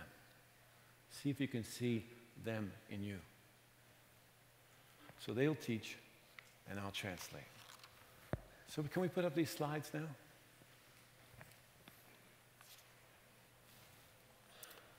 You know, the habits of our life, they have a really powerful momentum, and they propel us right into the moment of our dying. So the question that arises, of course, is what habits do we want to create? I mean, suppose we stop compartmentalizing death, cutting it off from life. Imagine if we regarded dying as the final stage of growth, as an unprecedented opportunity for transformation. Could we then turn to death as a master teacher and say, how then shall we live? Without a reminder of death, we tend to take this life for granted. But when we keep death at our fingertips, really close at hand, you know, I think what happens is we don't hold on so tightly. I think we take ourselves and our ideas and beliefs a little less seriously. And when we recognize that death comes to all of us, then we realize we're all in the boat together. And I think this engenders a certain kindness and gentleness toward one another. You know, in this culture, we still think about dying as a medical event. It's predominantly a medical event. But the experience of dying, it's too profound to be left to medicine. And when we speak of dying as just making the best of a bad situation, we're robbing it of its holy significance. The dying experience can teach us much more than that. Dying is inevitable and intimate. I've seen ordinary people, people like you and I, develop profound insights that have them emerging as something bigger and larger and more expansive than the small, separate self they've taken themselves to be. This isn't a fairy tale happy ending. This regularly happens for people at the end of life. It happens in the final months, days, sometimes even the last few minutes. Too late, you might say, and I would tend to agree, too late. But here's the thing. It's not how long they enjoyed that experience. It's that that possibility for transformation exists. And if it exists at the time of dying, then it exists now. We can harness the awareness of death to appreciate the fact that we're alive, to encourage self-exploration, to clarify our values, to find meaning, to generate real purpose in the world. And what becomes undeniable when you're with people who are dying is that fragility and impermanence are in the nature of life.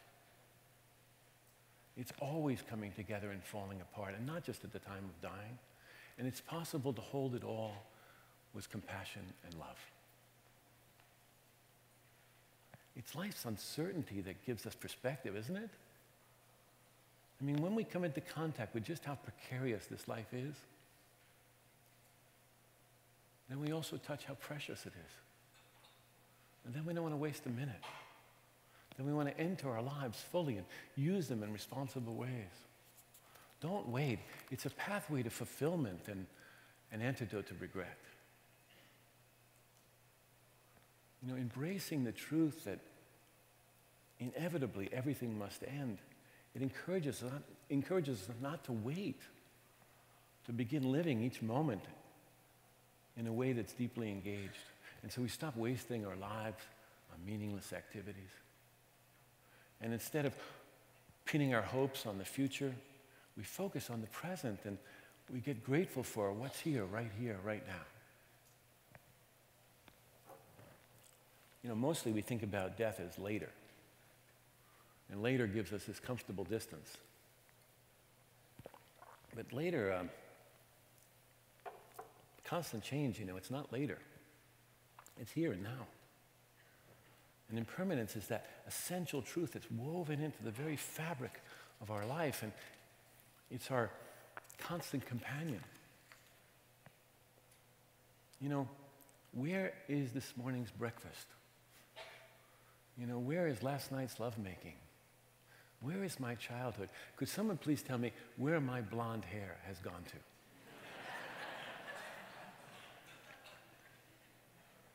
Intellectually, we may understand that our mother's treasured vase will one day fall from the shelf, that our car will break down, that the people we love will die. Our work is to move the understanding from our intellect and to allow it to nestle deeply in our hearts. Impermanence isn't the cause of suffering. We actually rely on change. We rely on impermanence. That cold you have today, eventually it'll go away. That really boring dinner party that you're going to go to tonight, you know, it will come to an end. You know? Evil dictatorships will crumble. Presidential terms end.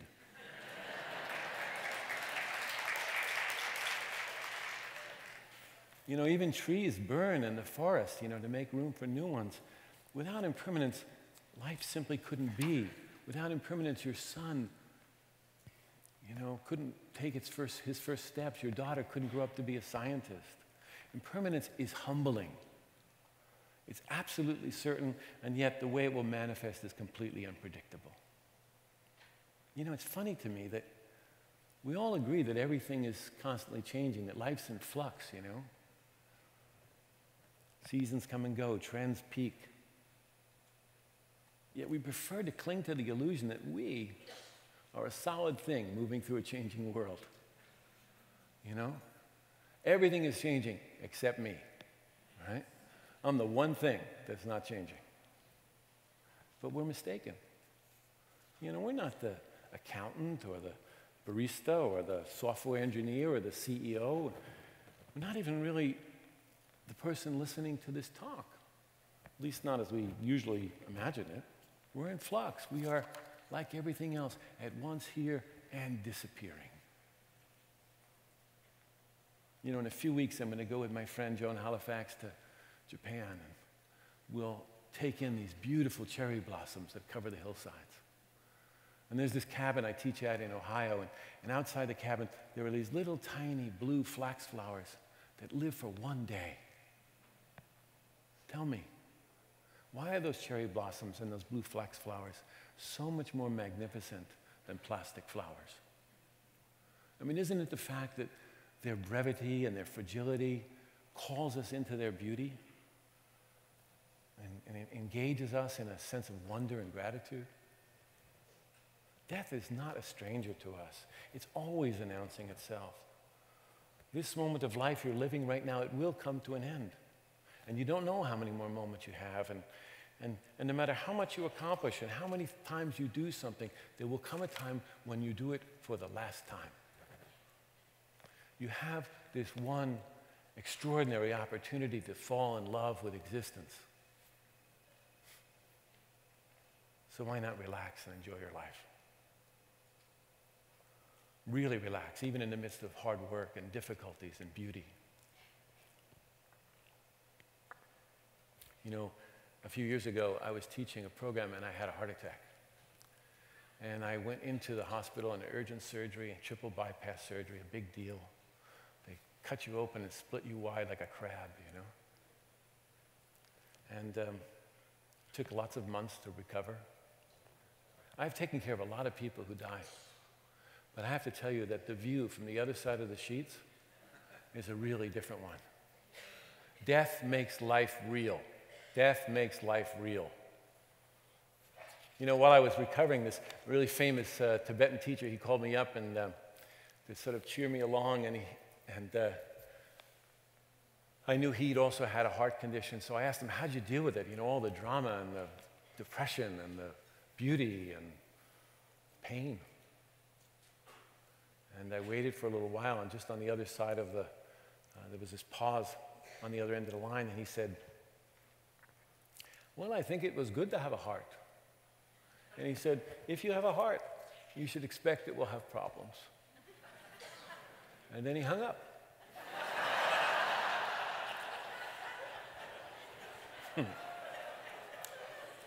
I thought he was going to give me some esoteric practice. But you know, he was right. I realized afterwards he was right, you know. If we have a human existence, if we have a human body, we should expect it will have problems. Yeah. You know, there's this phenomenon that happens when people are newly diagnosed with cancer and other life-threatening illnesses. They don't talk about it too much with everybody, but they've spoken about it with me. And they talk about a secret gratitude that life-threatening illness has given them. That they realize that now they can say no. They can say no to people or activities or things that they don't want to do anymore, that aren't meaningful to them. They always felt obliged to say yes, but now they say to me, now I can finally rest. There was this woman in our hospice. Her name was Adele. She was an 86-year-old Russian Jewish lady, tough as nails. And the night she was dying, they called me up, and I came in to be with her. And I walked in the room. I sat on the couch and watched as Adele sat on the bed with her feet dangling off the end of the bed in her nightgown. And this really great home health aide was with her. And she turned to Adele in a loving way, and she said, you know, Adele, you don't have to be frightened. We're right here with you. And Adele looked at her and she said, honey, if this was happening to you, you'd be frightened. So I stayed in the corner, yeah. And then a little while later, this wonderful attendant said, Adele, you look a little cold. Would you like a blanket? And Adele shot back, of course I'm cold. I'm almost dead. So I saw two things when I was watching this. One was that Adele was struggling. She was really struggling hard. You know, there's a labor to dying, just like there's a labor to getting born. And in her case, the struggle was in the breath. Every in-breath is struggle, every out-breath is struggle. And the second thing was that she didn't want to talk about any nonsense. She didn't want to talk about tunnels of light. She just wanted honest, real, authentic relationship. So I pulled my chair up really close to her. I knew her for some months, and so I could be honest with her. And I said, Adele, would you like to struggle a little less? And she said, yes. And I said, okay, I noticed something. I noticed something right there at the end of your exhale. I noticed this little pause before the next inhale. And I wonder if you could put your attention there, just for a few minutes. I'll do it with you. Now, this is an 86-year-old Russian Jewish lady. She doesn't care beans about Buddhism or mindfulness meditation or any of these things, but she's highly motivated in this moment to be free of suffering. As we would breathe in and breathe out, you could watch the fear in her face drain away as she found a place of rest in that gap. And then she said, I think I'll rest now. And she leaned back on her pillow, and a little while later, she died very peacefully. Don't wait. Don't wait. Do we need to die before we can rest in peace?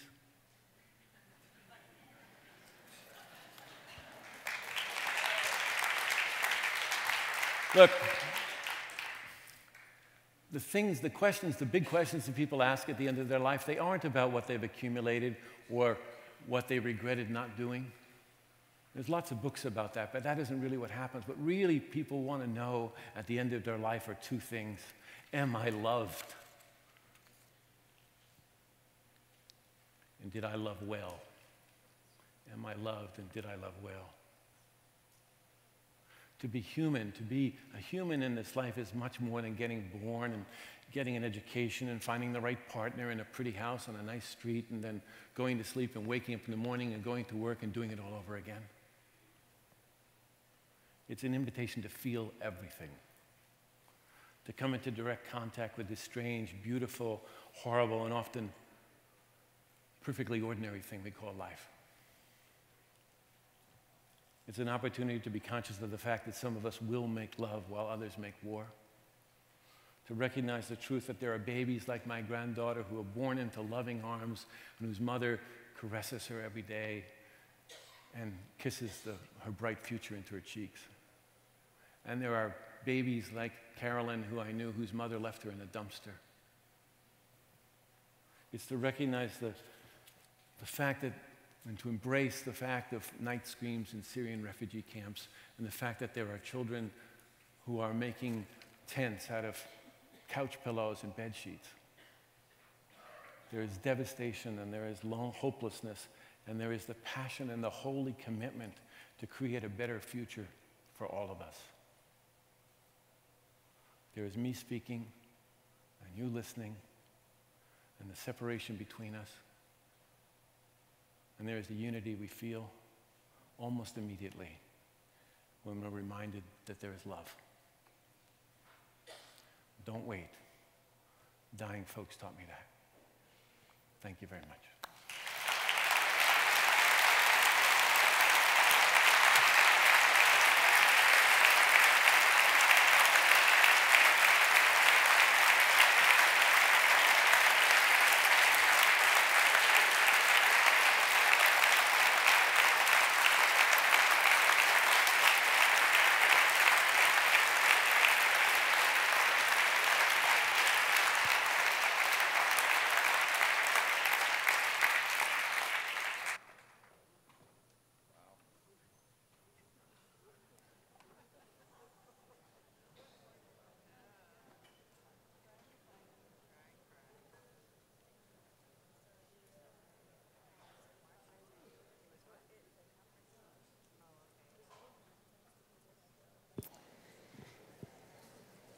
And we're going to be having a short break, but after that beautiful talk, we'd like to have it in silence. So for anyone that would like to be here in silence and quiet and to reflect on the talk that Frank just gifted to all of us, we're going to have a very short break in silence. So if you are moving from place to place, please do it in silence to just respect and honor those that would like to sit and have a little bit of quiet.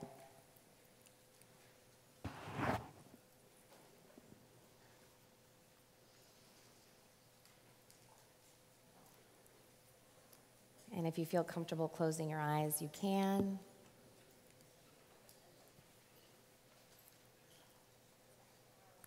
Thank you for holding the silence.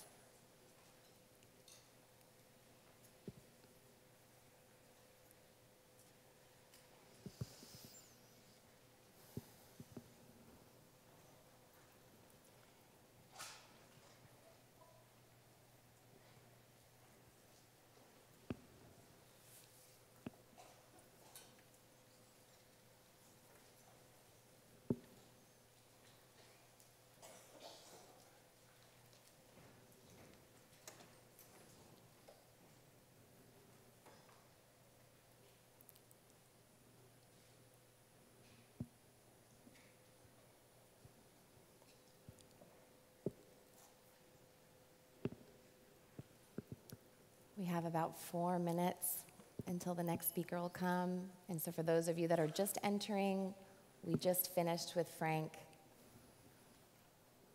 in a beautiful talk with Frank Ostaseski. And we're just staying in silence for just a few minutes.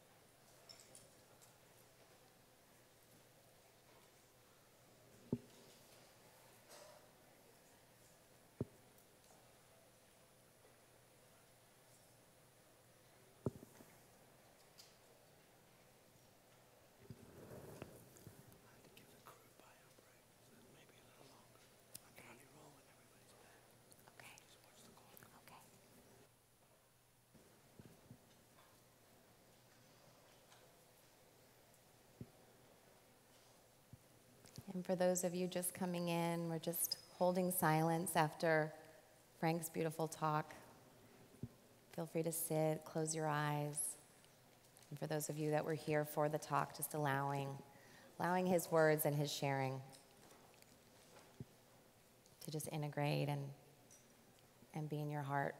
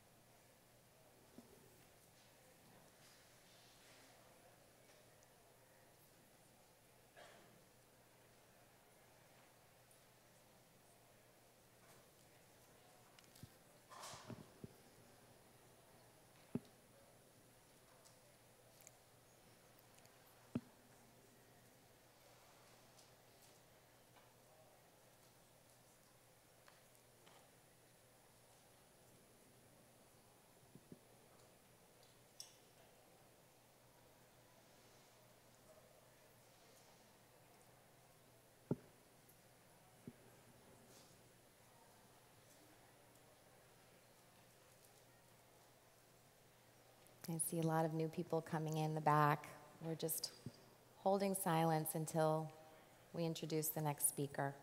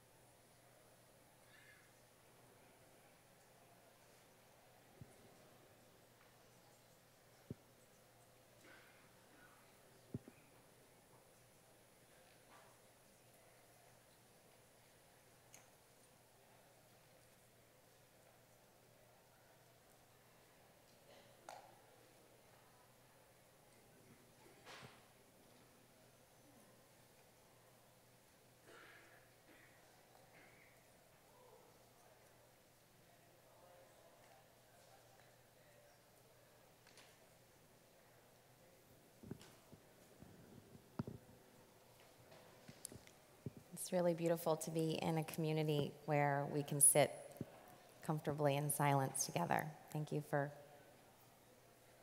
sharing that. So I'm really excited to introduce you to Ivy Ross. Ivy is currently the Vice President of Design for all of the hardware products at Google. She and her team created the design language for Google's hardware products that launched in 2017, which included phones, laptops, home, and wearable products. In addition to design, Ivy's other passions are human potential and relationships. She has studied sound and vibration for 30 years and recently completed a master's program in energy medicine. She believes in the combination of art and science to make magic happen and bring great ideas and brands to life. Ivy Ross will be interviewed by Soren. Please welcome them to the stage.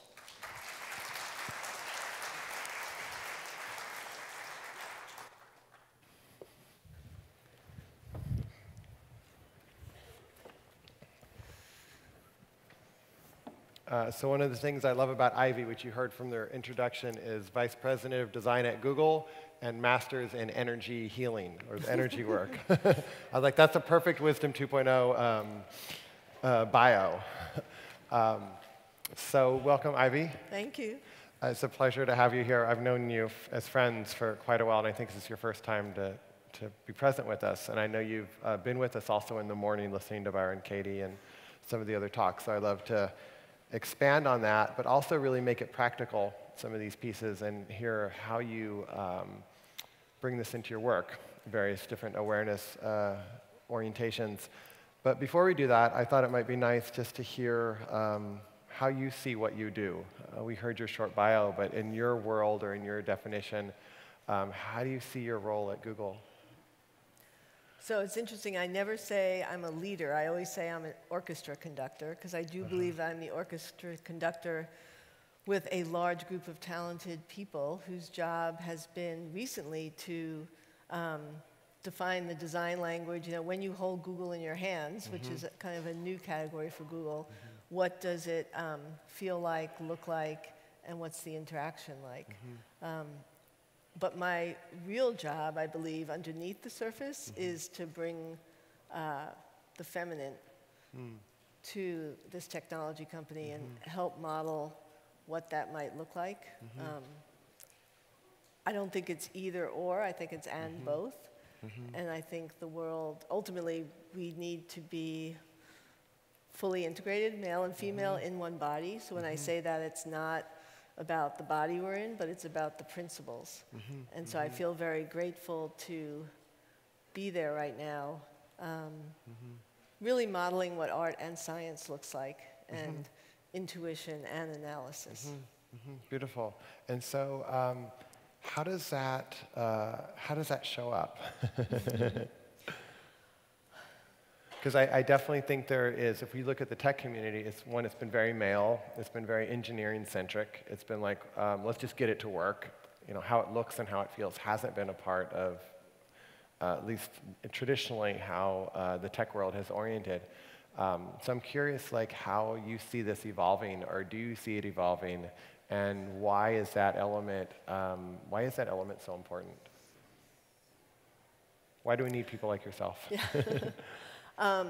So I'll give you one example, and I think Danielle, who is part of my group, will be speaking later this afternoon, created something called the Empathy Lab, which was really came out of us asking questions that weren't necessarily asked before, in terms of, what does it look like to have an empathetic mindset when you're programming things and creating interactions. And so what's been terrific is it's been 2 or 3 years where she's been at it, but now the company is absolutely embracing, her talks, and we're really living the questions. It's asking a lot of questions, and then taking the time to develop the hypotheses and the answers. So that's one way. Sorry. Another way is really understanding and creating products that have a sense of beauty and play with the senses. I think in the beginning there was a lot of technology for technology's sake, and I think what the balance looks like is, the creativity around the form married with the intelligence of the software inside. So it took a while for my team to just heads down, model what that looks like, what aesthetics and beauty might look like. I do think we're spending so much time on flat screens that as humans we're craving more dimension and tactility. And so being really conscious of that as we created a design language with our materials, colors, and forms. And I think it's a true collaboration among my team, which is very diverse. And so that's why I say about making magic together, is having a lot of dialogues of what does that look like, why, asking a lot of questions. But a lot of it is coming from a place of intuition mixed with some science. But I think we've modeled a lot more intuition. When sometimes when someone would ask us, well, why? Why that shape or why that color? I have no problem saying because it feels right. So I think bringing that sense of feeling to the table as well, and intuition. And things, it's like the paradox. I think sometimes you do your best work when you're pushed against the opposite. So I think my team and I are proud of what we've done together, and glad that we had the opposite to push against, because it's not either or, it's and. And what would you say to women and maybe some men who are in workplaces where that feminine isn't actually so accepted? And my guess is you've been also in work environments in your career where the feminine aspect wasn't so welcome, that you would actually get criticized for, it feels right, like, no, give me data, or like, show me. And you seem to manage in a really beautiful way to bring it in a way that doesn't feel like either or against. And I'm wondering, has that been a hard learning process? Have you learned things along the way that makes that an easier road?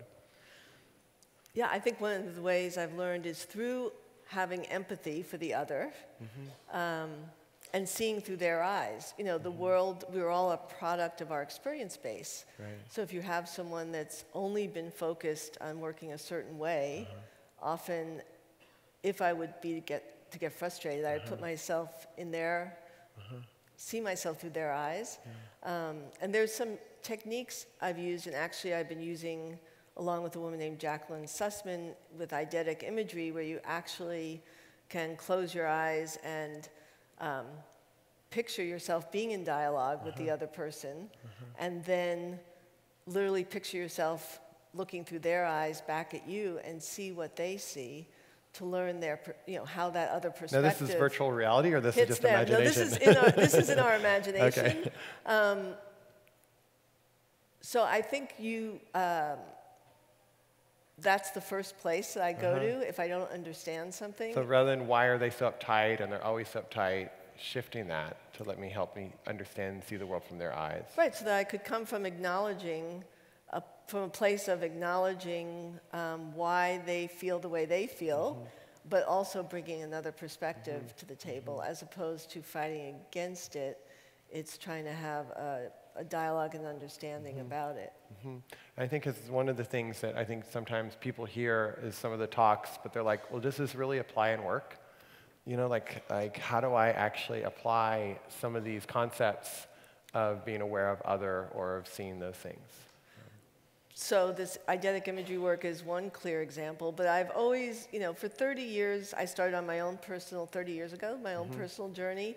I was an art and design major and a psychology minor at school, so I think I was always interested in not just what we do, but how we do it. Really started exploring Jungian psychology at first, did a lot of meditation that got me into sound and vibration and Qigong. And it used to be two separate parallel lives, kind of discovering the mysteries of life and doing my job. I think people can relate to that out here. And then I got brave, I think at about 40 years old, and said, wait a minute, you know, I'm very grateful that I had succeeded in the corporate world. It was never, I was never one of those people like, I want to be a vice president or a senior vice president by the age of X. It just, I stayed very true to who I was and did what I thought was right. But I saw it as a great gift, and I said, why has this happened? And I realized, well, it's to have credibility, potentially. And what I started to do is, you know, I was very careful to first prove myself so people understood the value that I bring to their business, and then start to weave in and be a little more playful with some of the technologies of the sacred, as I call them, that I've experienced, to just amplify the creativity. So for example, at Mattel Toys, it was a time when CEOs were going, you know, you, and you, you're a team. And it's like, no, we're not even connected. And I would see sometimes brainstorming would absolutely go nowhere with 5 people in a room for 2 hours. And yet sometimes there'd be another 5 people, and it would automatically, we'd get to great places and new ideas. And I realized that there is, you know, we use terminology, we're on the same wavelength. And I said, I wonder if I could force everyone to be on the same wavelength. So sure enough, I brought in one of my sound guys, and we found the fundamental frequency where these 12 people resonated, had it embedded in music, octaves up and down, and in the studio, we would play that music, and when we were discussing new ideas, and sure enough, just like the concept of entrainment, where cuckoo clocks eventually start swinging the same way, people were getting coherent on the same wavelength, and we came up with some of our best ideas. I mean, I think having run design and innovation teams makes it a little bit easier to put some of this into practice. But I do believe just my own work on myself, which I think any good, orchestra conductor needs to first do that, you know, before they can find the gifts and talents of others, which I believe is truly my role, is to get to really deeply listen and get to learn who's on my team, and then see what their unique gifts and talents are, and create situations that optimize that. Because I think that, like most companies, they want to be creative. Everyone's like, oh yeah, let's be creative. But the art of creativity, or of actually coming up with something that's truly innovative, it's how do you see that process? Because it can't be forced or it can't be controlled, but yet it can be nurtured. Yeah, I think what people often don't understand in companies, they think it's re-engineering the process, and they'll pay consulting companies to come in and do that. And it's actually some of the softer stuff. It's trust and freedom, and it's creating the right conditions under which creativity can foster and grow. And so sound seems to be sound and energy seem to be a particular resonance. What is it about that domain that just feeds you, or that Well, I played the drums as a kid, and I think there was something about getting in rhythm with things, and everything is energy. I mean, we're energy, vibrating at different levels, and so it started to make sense. I was always, and still am, a very curious person, so I just ask questions and follow where the answers lead me. So after having studied Jungian psychology and kind of understanding maybe what's up here, I wanted to understand, well, what's between us? And that led me to vibration, sound, energy, and really even something called biogeometry, which is taught by an Egyptian architect around how certain shapes and forms give off different energy. And he has you do these exercises in building things and on paper where you can then, with a pendulum, feel just shifting an angle changes the energy that shape gives off. So I mean, you know, I take all this in and I weave, use it when appropriate. Right. It's not something that controls the complete process. Yeah, absolutely not. I think it's tools in your toolbox. And I continue to, I think the more I understand about the mysteries of life, the better off I am in my day-to-day. I also think, you know, I've had a lot of responsibility throughout my career, worked with many people, and people would often remark how calm I was, even with all this level of responsibility. And I think part of that comes from all the work I've done on myself in understanding the relationship and what the job I'm really there to do. Right, because I'm sure in your job there's so much tension and pressure to get it right? Particularly with hardware, because if it messes up, you can't just, it's not like a website, you can go and like reboot it. And so I'm curious, like, how do you deal with that sense of responsibility and pressure and the conflicts that must come up with, like, this looks like shit. No, this is the best thing ever. And it's like billions of dollars potentially like fall on this product, success or failure. And my guess is there's a lot of self or a lot of tension that can easily come into the room around that.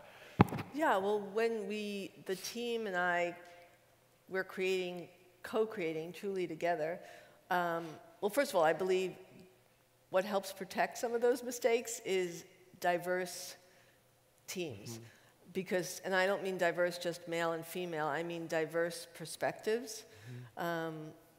Because it's the way the universe was created. There's not the same species, right? It takes, to be creative, many different elements put So do you mean like together. people who have a traditional education, people who don't have a traditional education, people who have grew no up poor, education, okay. and people who have had different life experiences and come at even design from different places.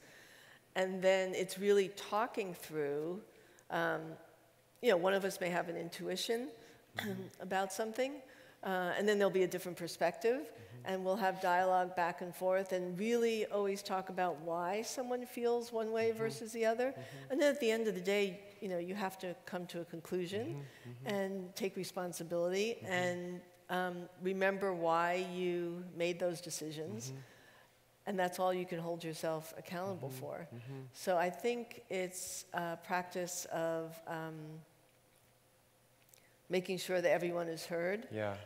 And at the end of the day, I'm accountable for what we put out there. Right, but if you put it out there without people at least feeling like they have been heard and seen and acknowledged and their point is discussed, my guess is the team, even if they don't go with, or you don't go with their idea, it's a whole different energy than versus like, no, that's not the right idea, we're going this way. Oh, and I absolutely believe that the spirit in which something is designed is transmitted to the people receiving it. Wow, okay. So I think that you're exactly right. That energy of the way in which it was created, I believe will be subtly felt. So it's Can you say more about that? So it's like if I have a phone or a device, the energetics or the intention or the level of intentionality behind that would at some level be felt. I believe that. I've done experiments in companies. You know, if you have we were even doing Mattel toys for children, and we would design them together in one setting, in one way. We would, I created this thing called Project Platypus, which was a different way of working. And it was a 12-week program where people were treated differently, found, you know, their jobs were based on their gifts and talents. And it's funny, but the word got out that, because women who were in the program were getting pregnant, and the word got out like, is Ivy holding orgies over there? And that was not the case at all. What we found is that these women who were happily married, who had been trying to conceive for years, under this way of working, they were actually getting pregnant because their hormones were flowing differently. I still get letters on Facebook saying thank you for my daughter. But my point being that in that, where we were creating in a different environment, more connected, more happy, more creative, So I have to say those toys were more successful. So I mean, I've come to now, this is my own intuition. Sure. But not only would the product maybe look a little different, but the energetics that product might be able to, somebody feels could be slightly different. I think it's all about, you know, it's the feeling of the conditions under which that was made. And I think that gets transmitted. And you know, that is my job in service to others who work with me, is to try and create an environment where they feel seen and the work is great. And I believe those two things go together.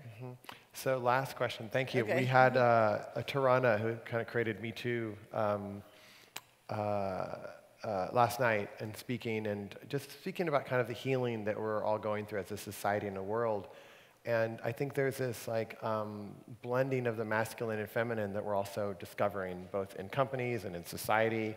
And it feels like your work is very involved in that, right? Like there's the masculine and the feminine, these really have to work together. And I'm wondering if you could say just a few, I know you touched on it a little bit, but I wonder if you had some few kind of closing thoughts on how you see us navigating that, both within a business company, but then potentially in society. If we were really going to invite the feminine in a way that isn't against the masculine, how you see that process. Well, I think it's embracing this idea that it's not either or. Our job is to embody both principles. And that it's not about, you know, art or science, it's about both. And I think in every place, whether it's politics, corporations, we have to make room for the feminine principles to come alive in those environments. I think that's some of the things within some of the young women I mentor is, I mean, the universe put women in, for example, the workforce because we just have a different perspective. We ask different questions. But if those young women behave like the males they see because that's what they see modeled, then shame on us. I mean, because we have to be brave and ask those different questions and state those different opinions. So I think we all have to have our own role in this. And it's funny, I said one day, I'm not a feminist, and because I don't, that word feels like, you know, you're siding one way or the other. I just believe that we need the balance. And because there's a reason that there's both the male and female principles, and I think it's in our DNA from hunter-gatherer days. No judgment. One is not better or worse. I think, I know for me to be successful, I sometimes feel like in any one day or meeting or moment, I'm using my masculine tools versus my feminine tools. So I just want for the planet, for the, you know, for the world, for individuals, that we come to a place where both sides are embraced, both within us and outside of us. Beautiful. And potentially we can be, better is right, we're actually better people and better leaders and better parents and better children. Better and everything. With that, honoring of both of those. Yeah, we will be better together if we were all like that. Thank you. Thank you. Thank you.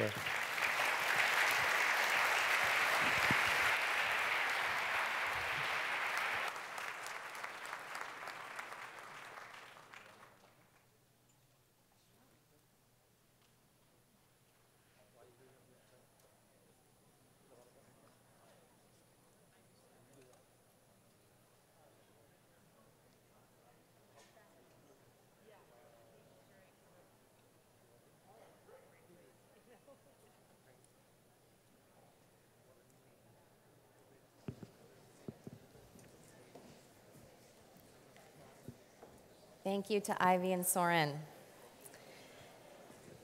And now I have a real pleasure to introduce you to someone named Tristan Harris, who is a dear friend of our conference and someone we as a community have really done everything we can to help his voice rise and to be a microphone for him.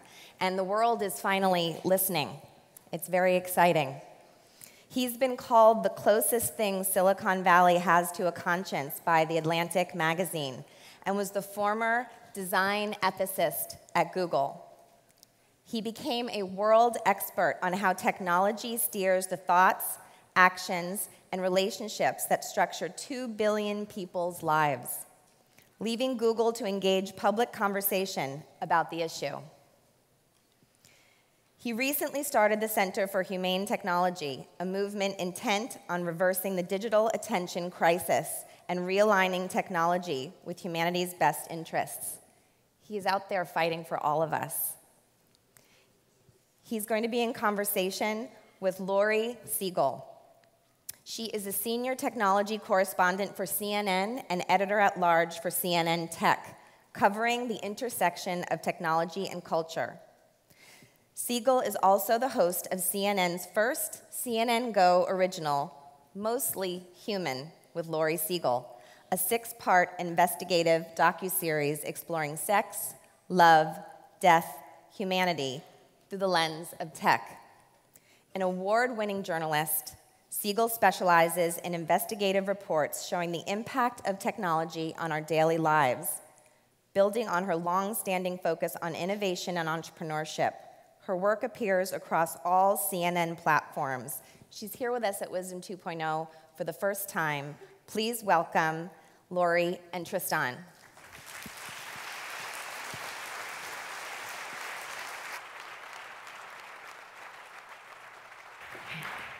Hi, guys. Wow, did we go to the right places? I don't know if it's so cool to be with you guys. I love the vibe of the audience. I already feel calmer being here. And it's really cool to be able to sit down with you. We've known each other for so many years, and you've been having these discussions behind the scenes and for so many years, and people are paying attention. So yeah, finally. Finally. And I can imagine that comes with a lot of responsibility now that people are looking at you as the conscious of Silicon Valley. Do you feel that responsibility? There is a lot of responsibility. I had the experience earlier this year. We did a lot of work behind the scenes for the November 1st hearings in Congress around the Russia investigations. And the US Congress viewed election manipulation from Russia from a perspective of, what does the super secret classified signal intelligence sort of cables say about this? And, we found that there weren't that many people in Congress that really understood how social media could be used to manipulate the public. And that realization where you're in the room and you're like, oh my God, like I'm one of the few people that you're looking at to answer these questions. And there's a set of people, some experts that we brought together to help, and it does feel like there's a huge responsibility now, especially since this is literally shaping world history and geopolitics. It's not just about addiction and distraction, which is what a lot of this gets talked about. It's actually about how technology is the most invisible and significant political and cultural actor in the world right now. I mean, just to ground it, there are 2 billion people, more than 2 billion people on Facebook. That's more than it's about the number of notional followers of Christianity. There's 1.5 billion people on YouTube. It's about the number of notional followers of Islam. People check their phones 150 times a day, the millennial sort of audience. And so if you think about it, from the moment you wake up, it's like you're jacked in to this environment. And thoughts start streaming into your head, designed by a few technology companies. So what do you think is at the core of the issue? You've been raising the alarm bells for many years. You've talked about addiction to smartphone, the design. If you could kind of boil it down to the core issue, what would it be? It's fundamentally about a misalignment between the incentives that drive where technology is going, people think often that, oh, we could never predict where technology is going. Like, oh, who knows? There's augmented reality and virtual reality and phones and new form factors, and it's so exciting, and who knows where it could go. And what we've been trying to say for years is that there's this invisible goal and all the incentives that are driving technology in one very specific direction. And that direction is really important to understand because it helps you predict the future. And that invisible goal is this race to capture human attention, right? There's only so much attention out there in the world, and we've always needed it, for TV, for radio, et cetera. But now that technology has this ability to pull on these different subtle levers of the human mind,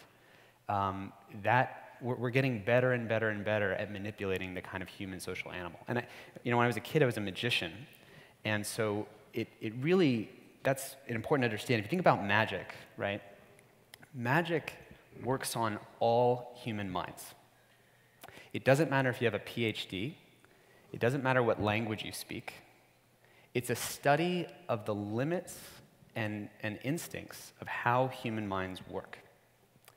And the idea that there's things that a body of people, whether it's magicians or marketers or whatever, can understand about how the mind works that work no matter what. It's like a banana works on a chimpanzee no matter what, because it's built into us. We're running evolutionary hardware. It's millions of years old.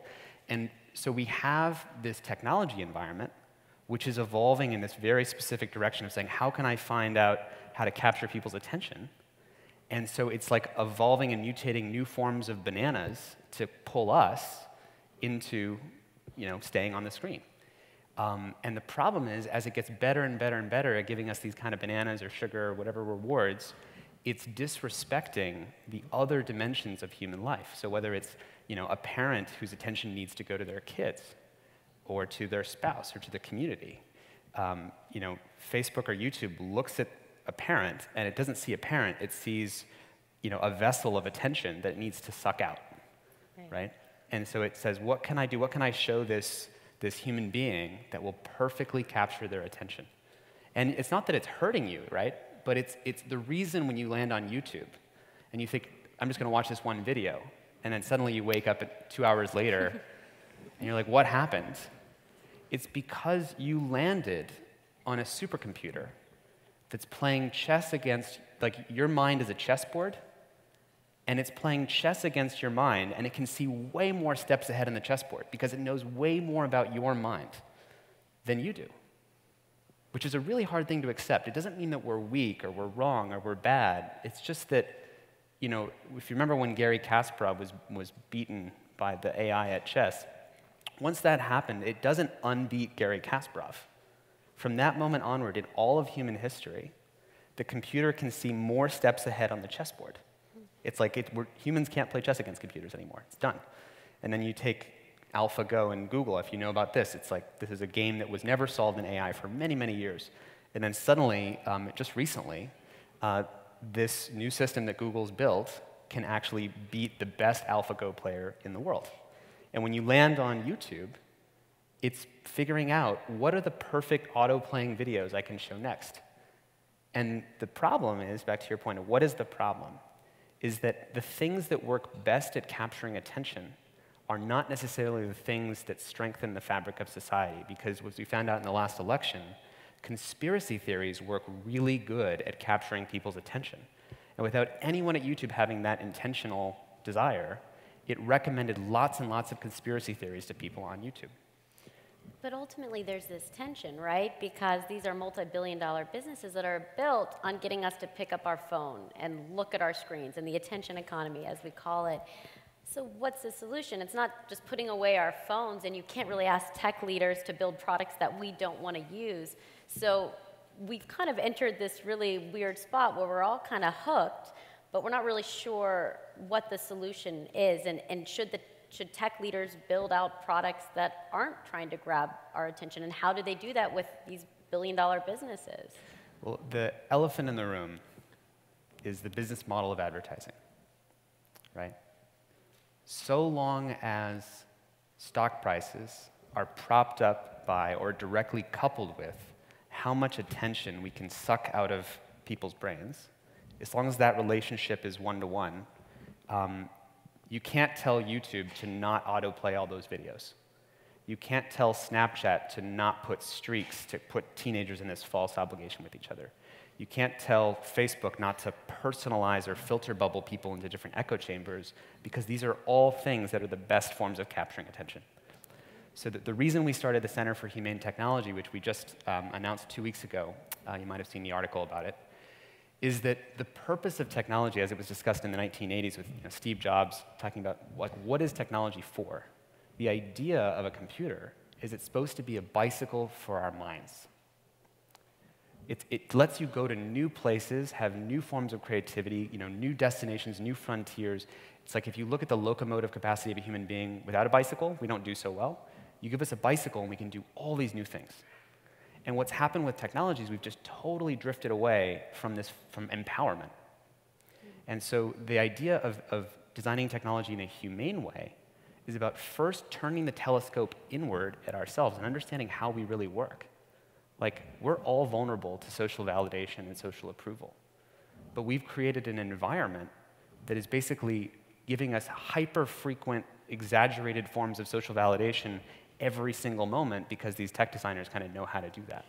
And so we have to go back and say, if the technology was designed in a humane way, it would protect all of our evolutionary instincts from being abused or exploited and go back to empowerment like a bicycle for our minds. What does that look like? So the first thing is we have to be able to restructure the devices and apps so they're not competing to maximize attention. Calm.com or the meditation apps aren't competing to maximize attention. Lyft isn't competing to maximize your attention. If you just imagine drawing this big line in the sand and saying, what are all the things in my life that are trying to maximize how much time it takes? Take everything else on the opposite side of the line, and those are generally tools for empowerment. I love maps and calendar and Lyft and things like that. But the phones could be designed, whether it's phones or VR or AR or watches, could be designed in ways where every single feature is about empowerment. And we have to have a conversation about the business model to do that. So what's the biggest priority for the Center for Humane Technology? You're on the road always. You're kind of behind the doors having all these meetings. So how are we going to see that come into fruition? Is that going to be policy? Is that going to be different actual decisions that Facebook's making to get us less addicted? Yeah, so this is really important. So I want you all to have hope about how we can get out of this. It's a little dire right now, right? Give us some hope. Yeah, so we'll talk about a bunch of things. There's also a Q&A session later today, and we can go into some of the more details. But so we've identified 4 major levers that we think a theory of change can be grounded on to fix this problem. So the first is what we call creating a cultural awakening. Right now, most people aren't even aware that there's a problem. Right? I think increasingly that's really changing, actually due in much part to a lot of the people that are starting to come out, former technology insiders, this Truth About Tech campaign we launched with Common Sense Media about how this issue affects kids, but really waking up the public that technology is not currently aligned with our best interest, and there are serious costs to that. So 60 Minutes, TED Talks, just much more media, having everybody spread the word, that's like the first thing. You have to do that. Second, you'd say, okay, well, gosh, should governments get involved? Should we regulate this? Mark Benioff gave a speech at Davos saying we should regulate social media like tobacco companies. I do think that we need to be really careful about getting regulation right, but I do think there's a role for governments, especially in putting pressure on technology companies, because pressure and the threat of regulation have shown to be very effective, even now, at getting companies to change their behavior. But if you think about regulation, that takes like years, right? So how is this going to happen faster? The thing we've identified is people in the tech industry, the employees, the engineers, the executives, no one wants to harm society. People really do want the best for society. And we think that engaging employees, when the leadership at YouTube finds that they're having trouble attracting and retaining the best people in the world because people feel like this thing is steering kids towards violent videos or it's steering the public and democracy towards conspiracy theories, that pressure point of your own employees being frustrated with the lack of action is the single most immediate and powerful lever for changing company behavior. And by raising public awareness and by people at the companies getting emails from their friends saying, you know, have you seen what YouTube's doing? Like, why aren't you guys doing something about this? That has an enormous and immediate impact. So that's one of the immediate levers. It's very powerful. And then the last thing, and what we're doing, the fourth lever, is inspiring alternatives. So we're trying to show there's a different way that all of this stuff could work. Humane design is a different field, almost like when IDEO started human-centered design. There's a different way to design home screens, notifications, the core interfaces of applications, so that it doesn't lead to these disastrous outcomes. I just get the sense that this is so personal to you. I mean, before we were all kind of being like, oh no, what is technology doing to our brains? You've just been talking about it forever. Why is this so personal to you? That's a great question.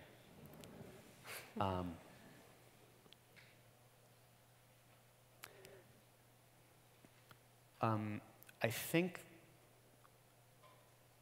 when I was at Stanford, I studied at a lab called the Persuasive Technology Lab, which taught young engineering students, including my friends who are the founders of Instagram, who were in the same class, by the way, how to identify persuasion in technology. In what ways is your everyday environment influencing the thoughts, attitudes, beliefs, behaviors of your experience? And how could you harness that for good? And this whole class, you know, you studied Edward Bernays and Robert Cialdini and influence and all these fields of like psychological manipulation and all this stuff. You just understand it. Yeah. And then we intersected that with how is technology getting you to do that? Things like LinkedIn having a progress bar saying your profile is 60% complete. Wouldn't you like to be a little bit more complete? And it sounds super lame, but it's very effective at getting people to fill out their profile. And there was this whole discipline of persuasion. But what is persuasion? As persuasion goes up, what is going down? The sovereignty and authority of an agency, the freedom of a mind. If the world is better and better and better at hijacking or taking over or persuading us, if that's going up, if YouTube's better at persuading us to watch the next video, we're losing something else. And in that class, I remember actually the last class, someone said, they proposed basically a future. We were talking about kind of future persuasive technology. And there was a class on what if you had a profile of what would persuade each individual person, like a personalized ability, like knowing that this human being is more vulnerable to social approval, they respect authority, so they'll use authority figures, they, you know, just like all the different perfect levers of manipulating this specific mind, and even for political purposes. And it was actually, I don't know how many of you here know Cambridge Analytica or have heard of that, but that was a company in the UK that basically does this, and they were used in Brexit and also in the last US elections. Right. I am concerned about this, and the reason I have lost sleep and what makes it personal is having this understanding and a belief that we're not as in control as we think we are, which is a hard thing to accept. It's kind of a, you're kind of meeting the limits of your own perception. It's like I always say, if you beam enlightenment down into an ant, so now an ant opens its eyes and it has this knowledge of the universe and it knows how it works and it knows what its brain looks like and it knows all this stuff. The knowledge of that doesn't change the fact that it's still trapped inside of an ant body that's still vulnerable to pheromones, and it's trapped inside of an ant mind that only has so much memory and attention and all these other things. So we're trapped inside of a mind-body system, which I think everybody who's at this conference, all the speakers are experts in. We're hearing from the best people in the world who understand how to operate that system. But persuasion is kind of the adversarial aspect of that. It's about taking over or undermining the authority of how we can independently navigate our lives. And so the thing that makes it personal for me is I really see the ways that people are invisibly persuaded, and I see that unless we change course, which we have to do, it doesn't look good. And so this is why we have to change course.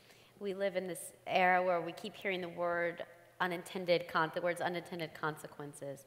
So do you think at this point it's possible to put the genie back in the bottle? It's possible to go back and rehash this and look at this with, you know, some intent and mindfulness? I think that there's no other choice. So that's the thing that makes me optimistic. There's no one who, when you see where the destination of this road lies, says like, this is great, let's just keep plowing down this road. I mean, there's just, and I know we're running out of time, so I just want to say something that I've been inspired recently by, there's a book called Bury the Chains about the British abolitionist movement of slavery, and how 12 people, not just 12 people, but 12 people started in a printing press. And here was this thing, slavery, that was like the predominant thing propping up the economy, the global economy. Like 75% of the people was in some form of indentured servitude or slavery, and they were able to create pamphlets and parliamentary hearings and witness testimony, and against their own economic interest, they took a hit. So when the British Empire decided to abolish slavery, they had to give up 2% of their GDP every year for 60 years. But they did that. And 12 people creating a printing press, starting a lot of the social justice techniques that we now use and adopt, did this on behalf of a group of people who were outside their tribal in-group. For people on a different continent, against their own economic self-interest. And they even worried that, well, if we abolish slavery, but France doesn't, then their economy is going to continue to grow and ours won't. But even those hesitations, they were able to overcome all of that by making it a universal human rights issue. And look at where we are today. I mean, so there's a precedent for the seemingly impossible ability to turn the world upside down, where we all consider something to be totally normal, and then against our own economic self-interest, we can recognize that this is where we have to go. And that's the responsibility of leaders here in Silicon Valley to make those decisions. The Zuckerbergs of the world, your friends from Instagram, they have to make those decisions. Yeah, and through the printing press and the public, we're all on like Team Humanity together to put the pressure on companies to do that. And they're going to kill me because we're done, but one last action item, because I know that I have phone addiction. I'm the worst, and I struggle with being present. So, like, you're kind of the expert. Give us really, really quick, like, what's a quick action item all of us can do to be more present and to not let the algorithms wrap themselves around our brain? So there's a couple quick things you can do. Like, the amazing thing about this is this literally takes 5 minutes. You can make some super simple changes to your phone, and in 5 minutes you can have just a much better experience. It's not like Zuckerberg like owns your life, right? You can't like crawl into your brain whatever he wants. Very simple. Turn off all of your notifications. Now that takes 5 minutes. Like, it's kind of annoying. You have to go to the screen, you have to go like 2 layers deep, and you have to like hit off for each one of these different apps. Like, yeah, it's kind of annoying. Do it, and your life will be a lot different. So only keep notifications when for human beings who want your attention, as opposed to when machines want your attention. That's the first thing. One thing that I've been pushing recently, people find very helpful, is turn your phone to grayscale. Why do you do that? Because whenever you look at your phone and you see color icons, it's like you just are activating banana-like things for your brain, right? So even when you don't have a notification or a red dot, just the color by itself, if you meditate, just watch, when you look at your phone, just watch the way that the color kind of activates something. And you won't be able to notice until you strip off the color. So try grayscale. These are all on our website, by the way, humanetech.com. There's a page called Take Control, and we have a bunch of different tips. There's a lot more you can do, but really just if you set your phone to grayscale, turn off notifications, remove social media apps, use it with the browser, not with the actual native apps, it can make a huge, huge difference for you and your family and the people around you. You guys, we got this. We can do it. Yeah. Thank you so much. Thanks. Thank you.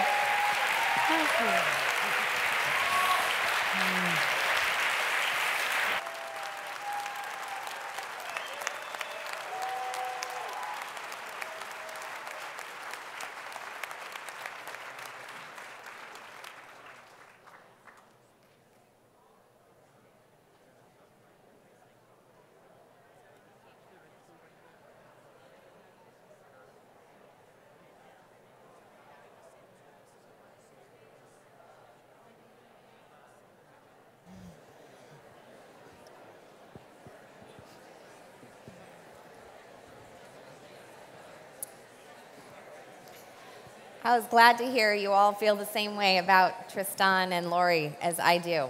We are so grateful to have them doing the work they're doing in the world, so thanks to both of you. I now have the pleasure of introducing Bo Xiao. Bo is chairman of the Evolve Foundation, which is focused on facilitating the evolution of human consciousness.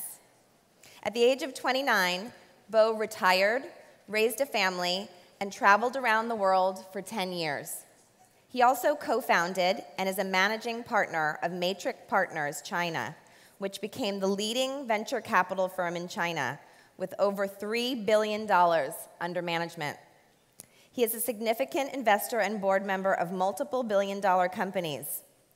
Having realized that material success doesn't buy happiness, let alone true joy or freedom, Bo has been on a path of introspection and growth, accompanied by his wife Jenny and his friend Oleg.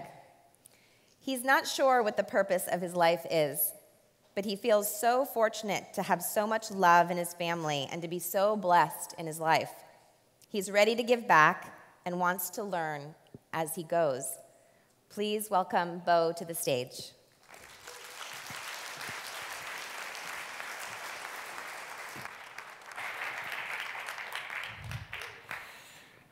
I'm not sure what I will say. I have prepared a speech, but I hope the following will flow from my heart instead of my head. First of all, a couple corrections to my bio. As of a few weeks ago, I was the managing partner of Matrix Partners China, which I co-founded about 10 years ago, and somewhat to my surprise, has become super successful. And we have invested in over 20 unicorns, and one of which is Didi Kuaidi, which bought Uber China for about $10 billion a couple years ago. But that should be in the past tense, because a few weeks ago, I told my partners that I'm no longer making active investments. Instead, I would like to utilize the fortune that I've been gifted with and use it for good. And I'd like to spend the second half of my life using the capital that has been accumulated for doing good in the world, for reducing suffering in this world.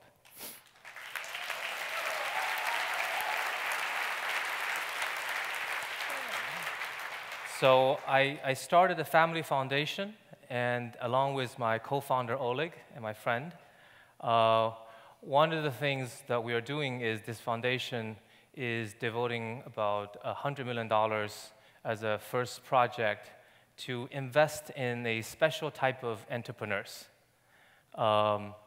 These entrepreneurs also will aim to create a different kind of company.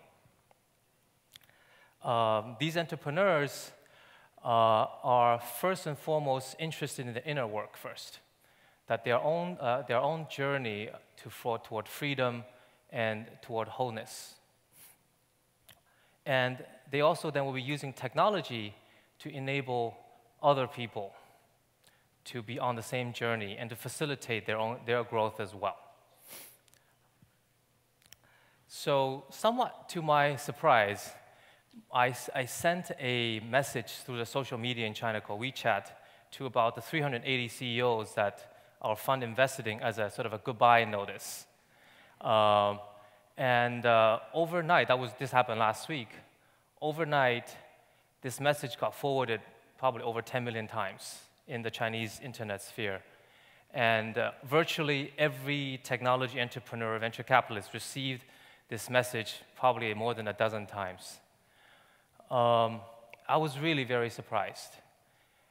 And I was very touched because it gave me optimism that even in a place perhaps even more money-driven than Silicon Valley, which is China, that people really do care. Every single person care about opening and freedom and wholeness and healing. but they need to be given the permission and be given the tools to grow and to heal. And that's what I hope that we will be using technology for, and that's what I hope that we will be able to support entrepreneurs to do that. And not give pressure to entrepreneurs to maximize profit, because that should not be the only reason of business, but unfortunately, shareholder value, fiduciary duty is the only thing talked about in the context of business. Now, we hope through our foundation and through the fund that we are creating that we can enable entrepreneurs to keep their true mission and to help them grow together with the company, but in a way that's mission-driven and not somehow be diverted from their mission due to shareholders' pressure or board pressure. I'd like to talk more about the fund, but I want to thank you.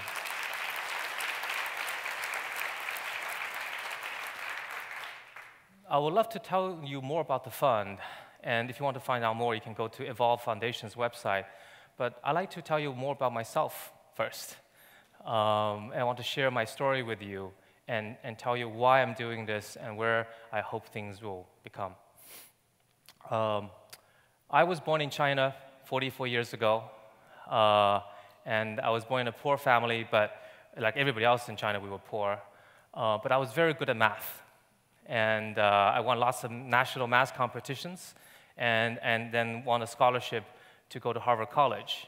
My flight to Harvard was the first flight I've ever taken in my life. The phone call I made when I was transferring Los Angeles to home was the first phone call ever made on the public telephone using coins. And I was very fortunate that after staying in the US, studying in college and business school, I went back to China to start a company, and I sold that company 4 years later to eBay for a few $100 million, and I retired at the old age of 29 years old. And then after that, a few years later, I started the venture capital firm I mentioned earlier. Now, what happened was my inner journey started more recently, 14 years ago. And there was two reasons, if I look back, that got me started on the inner journey. I started my inner journey really kicking and screaming, not even wanting to do it. And my friend Oleg was the person who really helped me to start on that journey. And I think there are two reasons, other than his persistence, that got me here today. One was I was at the pinnacle of what everybody would dream of: money, fame. For a while, I was one of the richest people in China. I certainly was the richest person out of my Harvard graduating class, for sure, both out of college and business school. But I felt empty. I wasn't truly joyful or happy. And I kept thinking, is this what we all dream of? Like, I could start another company and make another $1 billion, whatever, but I know that's not going to be any different. That I'd still be the same. I still was not free. I had financial freedom, but I did not feel free. And I kept asking, can this just be it? That's the whole purpose of life? That's all we strive for? And the second reason I started the journey was when I became a father. And I noticed that even though I love my kids, I was treating them in many ways very badly. I was a terrible father. And I didn't know what to do. I remember one time when my son hit his younger sister, despite my many times telling him not to, I lost it and spanked him. And that wasn't the first time I spanked him. And I remember after spanking him, that I felt like I wanted to die. It's just he was crying, and I just wanted to collapse on the ground, but I didn't know what to do. I knew my father did it to me, but I should have not done it, but I keep doing it.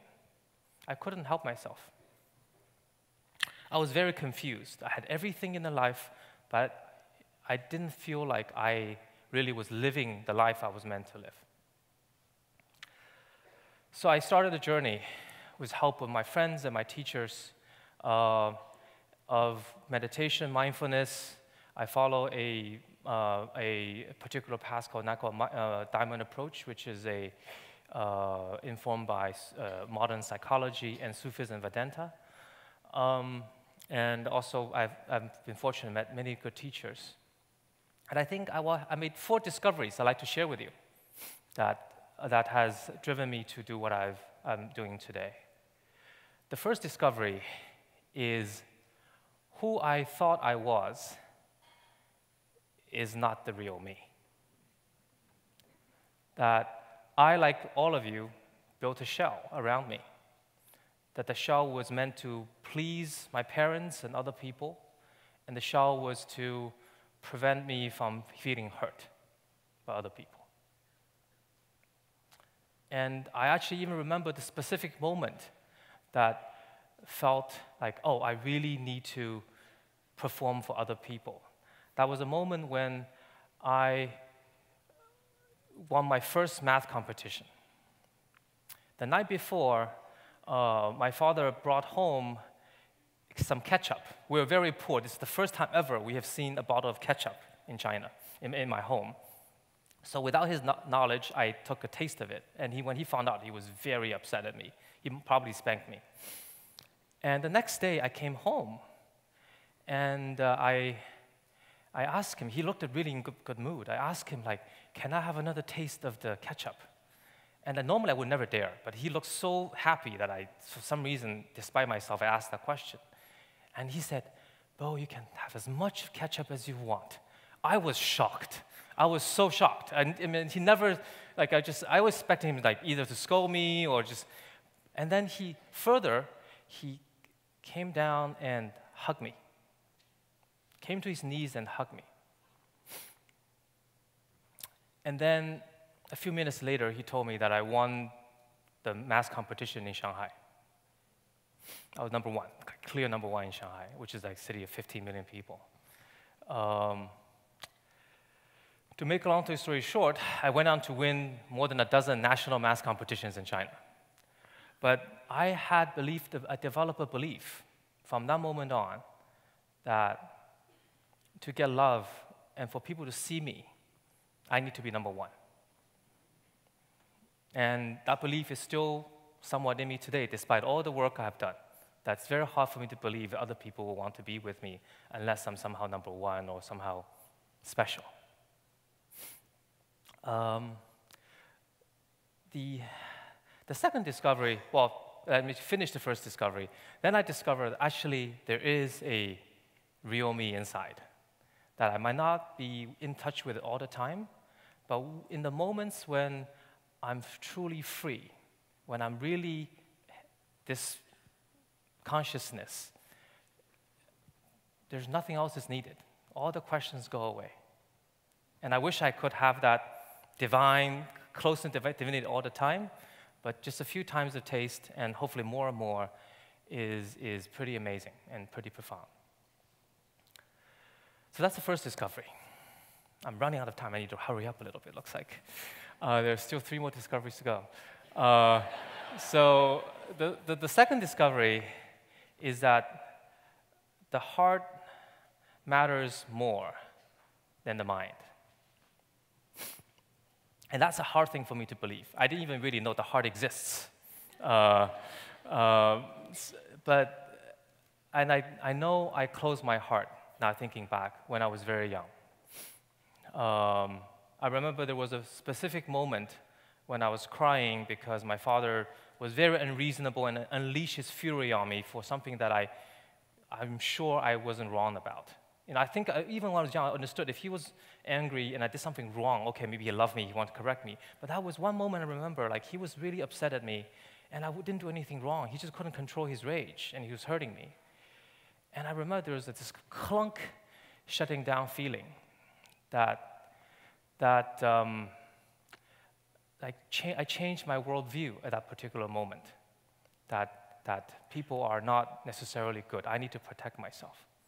And I've been protecting myself for many, many years until the first time when I met my wife, but that's a different story, which I won't get into.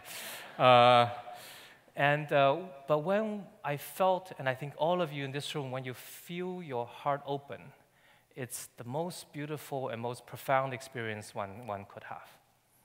And that's an experience that I hope that through the use of entrepreneurship and technology, that we could use the tools that we've been given, not just so that people get glued to their flat screens that Tristan so eloquently talked about, that we can use technology to enable people to open their hearts.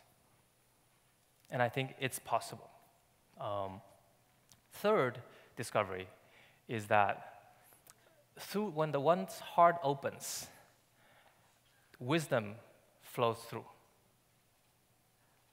And that sounds counterintuitive, particularly in Silicon Valley, where basically many people are computers walking on a stick. And I was one of them, for sure. And what I discovered is that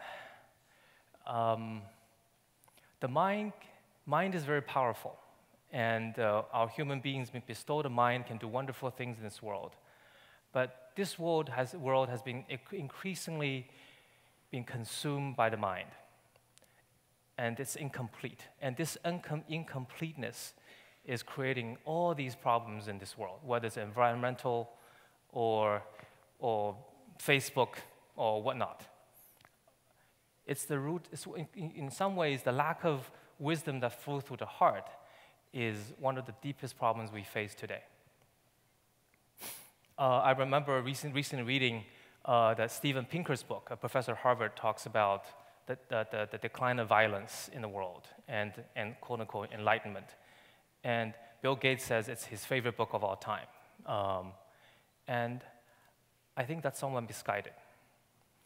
I think that Steven Pinker talks about is scientific rationalism, which is great, but there's the heart component, our interconnection, where the wisdom flows through, a different kind of wisdom flows through than the intellect.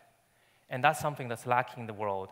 And if all we focus on is scientific rationalism, this world would not be a good place to be. The fourth discovery, and the final one, is that it's actually possible to enable other people to help them to grow. It's not just in the form of a teacher. I can never be, well, I'm not sure I can be a teacher. I have many great teachers who conduct that role. But also it's possible to use technology to enable people to grow. I've been fortunate, and my partner Oleg has been fortunate together that we've been meeting with some of the really incredible entrepreneurs who both have the business skills, but also heart wide open and who are using technology for doing good. I can give you some examples, such as Parent Lab, which is creating an app for parenting that combines psychology, psychiatry, mindfulness, spirituality into an app that's very easy to consume for parents. Content can easily consume parents. And parenting is one of the most important jobs we can do, and there's no training and preparation for. Another one is a meditation app called Insight Timer that connects thousands of teachers with millions of meditators and enable the teachers to reach the students and deliver their teaching. Another one is OJ Life Lab, which is to take this content into corporations to teach emotional learning and emotional quotient and also mindfulness into corporations. Yet another one is distributing tablets in the prison system so that the 2.5 million inmates can use the tablets to learn about social emotional learning, anger control, management, and mindfulness, etc. There are many things technology can do that can be wonderful for this world. Technology can be used for, as Tristan says, to engage us and to sell our engagement. I'm not saying it as eloquently as he does. But technology can also really help us to open our hearts and enable people to learn the wisdoms that they naturally have.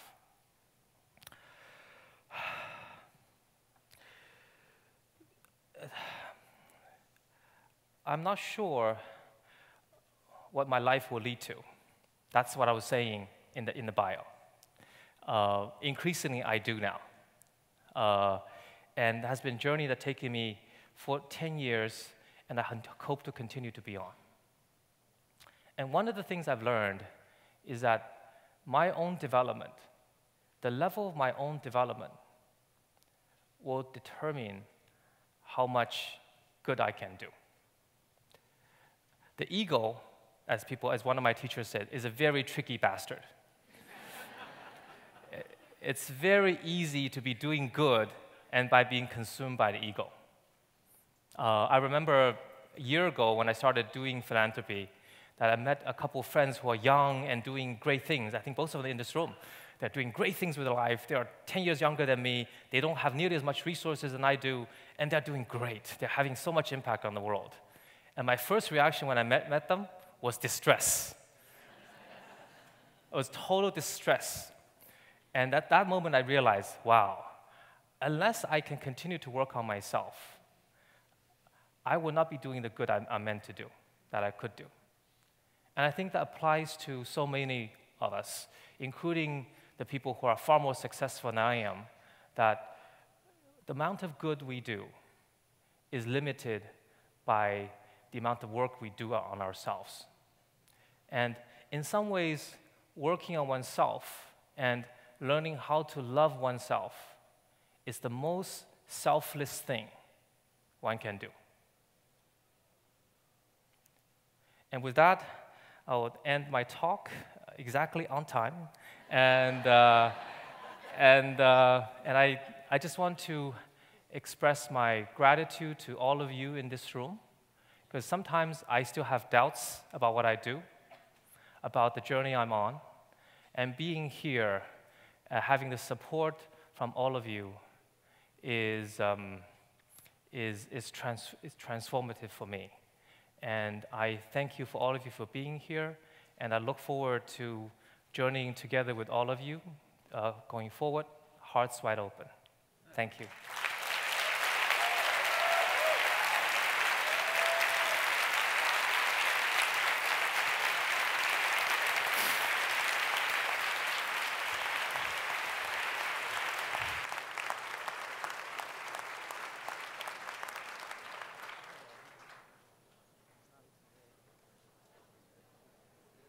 And somehow that talk requires a moment of pause. If you'd all pause with me before we have our next speaker. Maybe share a collective breath, breathing in and breathing out. And just really allowing the authenticity and beauty of what Bo just shared with us. So I'm happy to introduce Alex Tu, who will be interviewed by Laurie Siegel. Alex is the co-founder and the co-CEO of Calm, which you may have used, I know I have, one of the most popular meditation apps. Prior to Calm, Alex ran a number of startups in the UK and is perhaps known for creating the $1 Million homepage. A lifelong meditator, Alex is passionate about helping people learn mindfulness in an increasingly busy world. And we'll welcome back again Laurie Siegel, who's a senior technology correspondent for CNN and editor-at-large for CNN Tech, covering the intersection of technology and culture. Please welcome Alex and Laurie to the stage.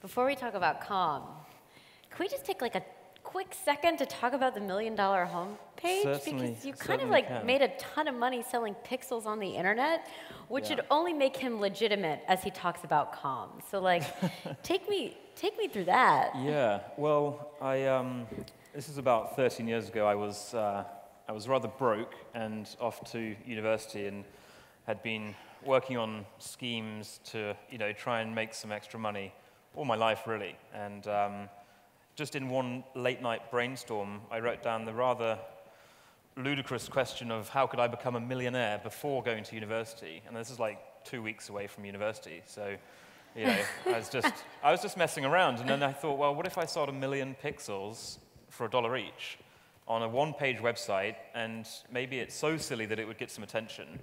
And if it got some attention, maybe some people would buy some of these pixels, and that's exactly what happened. So I launched it, took a day or two to make. It was so simple, basically an empty web page. And in 4 months, it had made a million bucks, which is very different to what I'm doing now. I was about to say, so then you were like, oh, now I know how to make so much money, so I'm going to launch like a money-making meditation app in 2012. That is true. We do make money, but it's, I mean... But back in 2012, I just can't really see, the market being a place where everyone's like, we really need a meditation app called Calm. So take me to that transition and what made you guys decide to launch Calm back before we were all talking about our minds being hijacked by our smartphones. Totally, yeah. So, I mean, I started meditating when I was a teenager, and it'd been transformative for myself, but everyone I mentioned it to, my friends and family, they thought it was weird.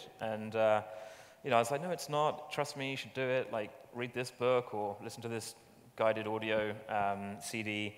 And I didn't have any takers, so I thought, this really should be a website. At the time, mobile apps didn't really exist. And this should be a website. And so I actually built a prototype of this webpage that would guide you through some basic exercises, and that was in 2005.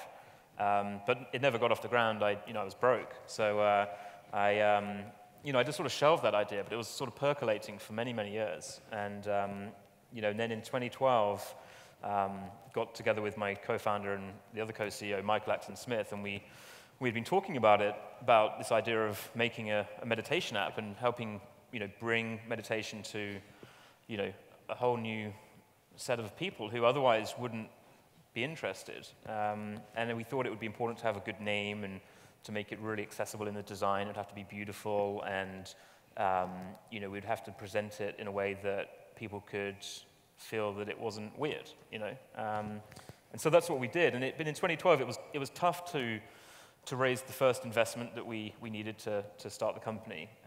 Not many investors were too keen, at least in Silicon Valley, on a meditation app. It's so different to the kinds of companies that they were investing in. And it was tough to convince people to work on the project. But over time, we gradually, we got some investment, we built the team, and then now it's sort of rocketing in terms of the growth.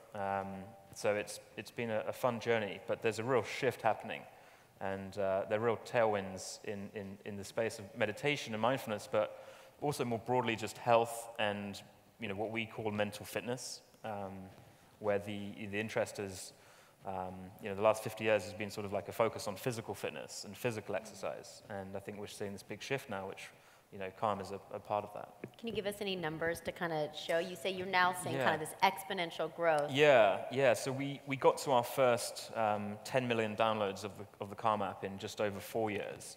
And then we've had our next 10 million downloads in just 8 months. So it's really rocketing. And the next 10 million will be even shorter than 8 months too. So we're adding over 2 million new users to Calm every month.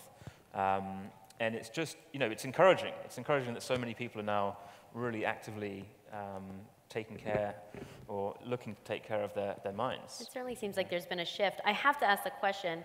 I just want to read a quote. I didn't say this, but it says, if I had a quibble with Calm, quibble, I like that. Quibble, so if I had nice. a quibble with Calm, it's that the very enemy to mindfulness it has identified, the smartphone, is its primary tool for distribution.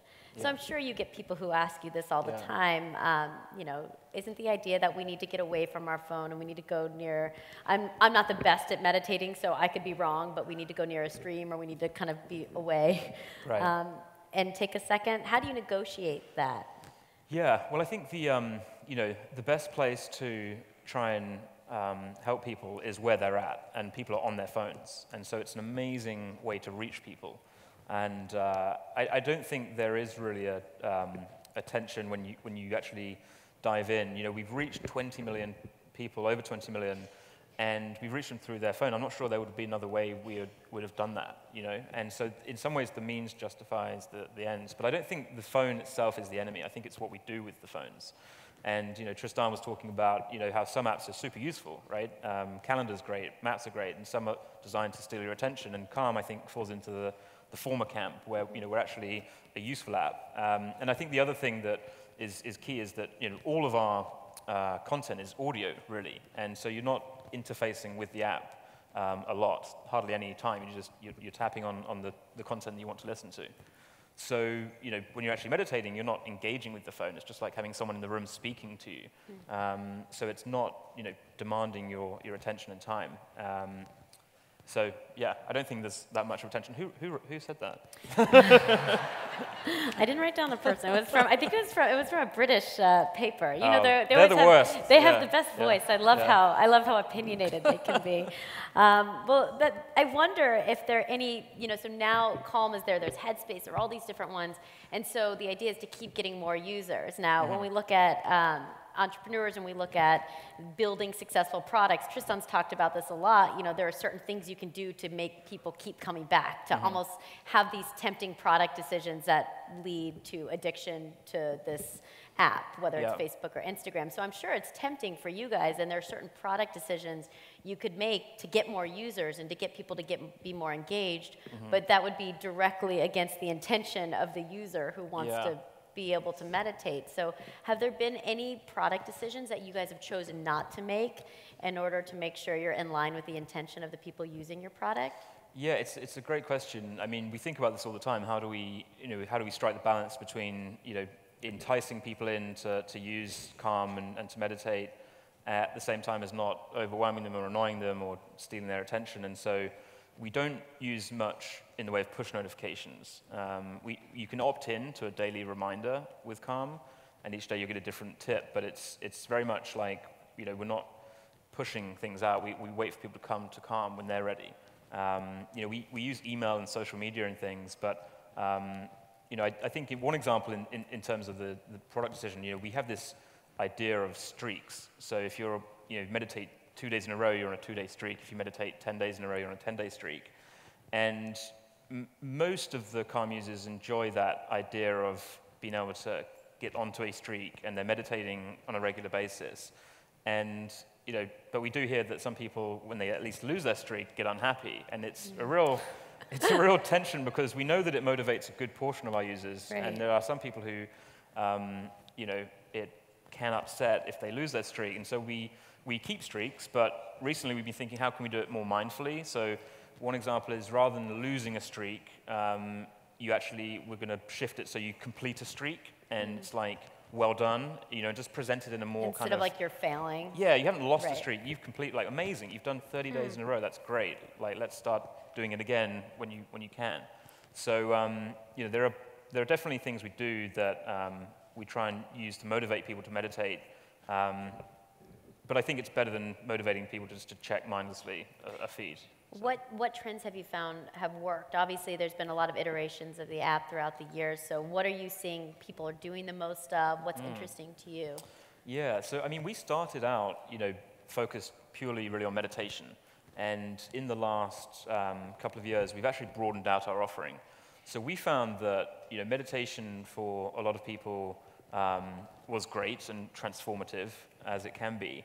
But we saw in the data that a lot of people struggle to build that habit. It's you know, something that requires practice and commitment to get the benefit from. And so, you know, we started thinking, well, what can we offer that's not meditation but still, you know, allows people to bring mindfulness into their day?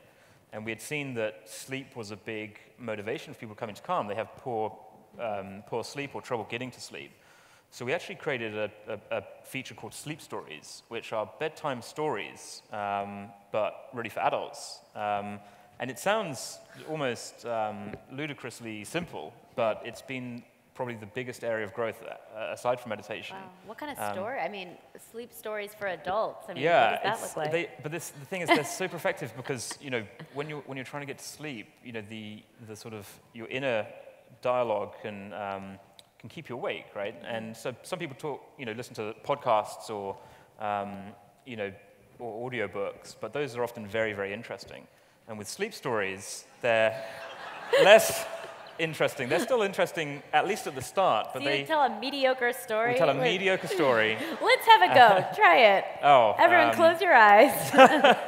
We're about to tell you a mediocre story. Actually, my co-founder Michael, he could do one. He actually recorded one. I haven't yet, so I'll leave that to him. But no, we actually have exceptional voice talent. So there's a famous guy in the UK. I think he's relatively well known here, called Stephen Fry, and he reads a sleep story about the lavender fields of Provence, and he takes you through this journey. And they start, with sort of being more upbeat and interesting. And as the story goes on, the words become elongated. There's more space between them, and you sort of drift off. And yeah, it's been super, super exciting. Now 5 million sleep stories were listened to in January. Wow. So we're helping people to sleep. And then a couple of other features. A couple of other features we launched. They're laughing. They're not laughing at you. They're laughing with you. Yes. Sure. Okay. Good. We launched Calm Music, so the best collection of calming music, which we've composed ourselves, and then Masterclass, Calm Masterclass, which is sort of different experts talking about applying mindfulness in your daily life. So the first masterclass in January was about breaking bad habits and how to use mindfulness to do that.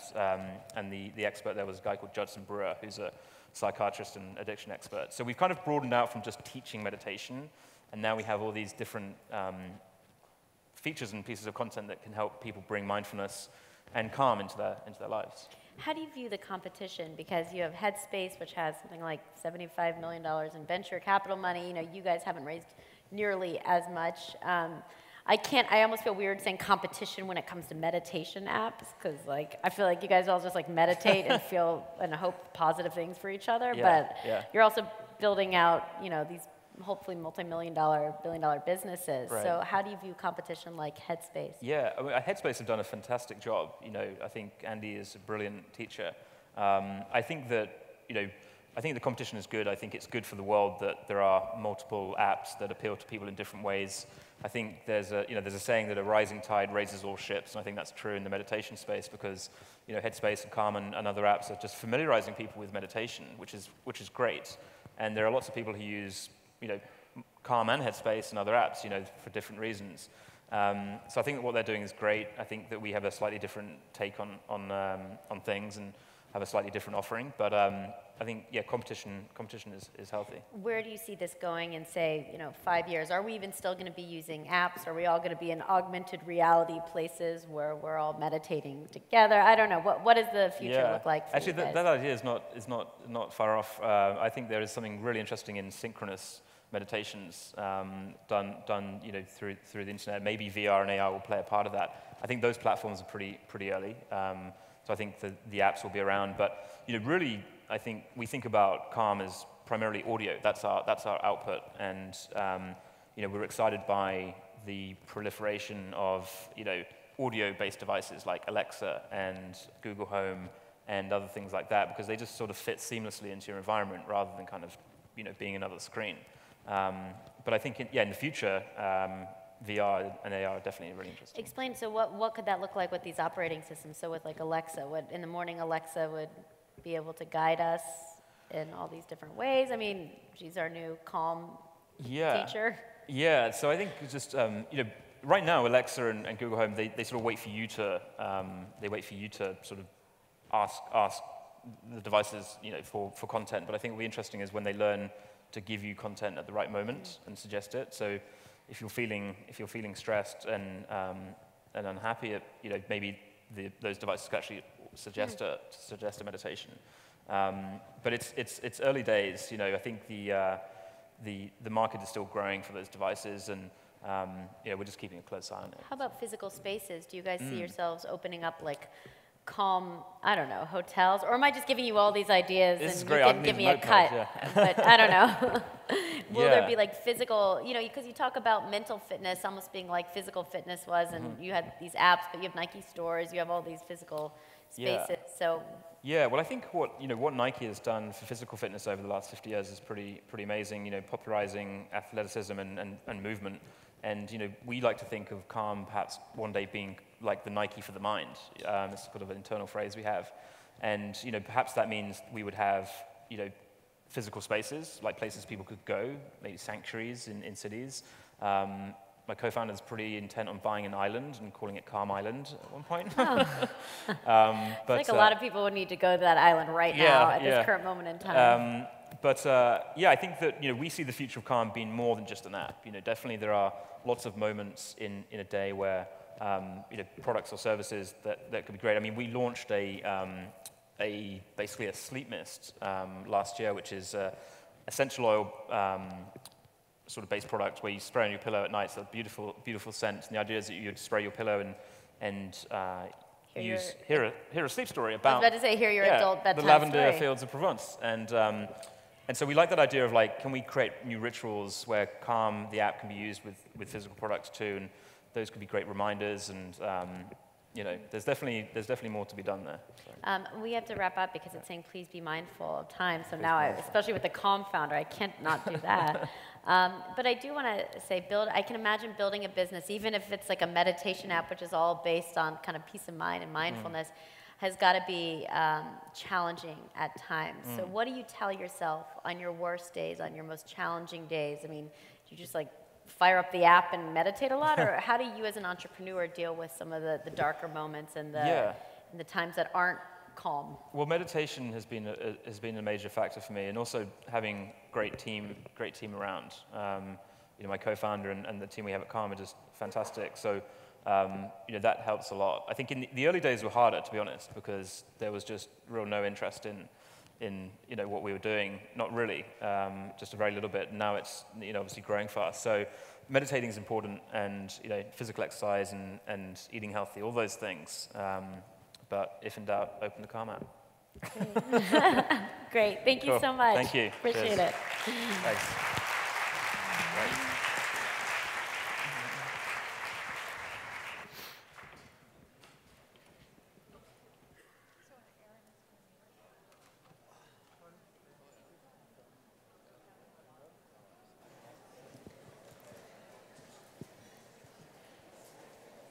So it looks like most of you know, but we are on a lunch break. Lunch is on your own. Please be back at 2 p.m. And if you need any suggestions for a place to eat, please visit the info booth near the registration. See you all back at 1:45 for a 2 o'clock start.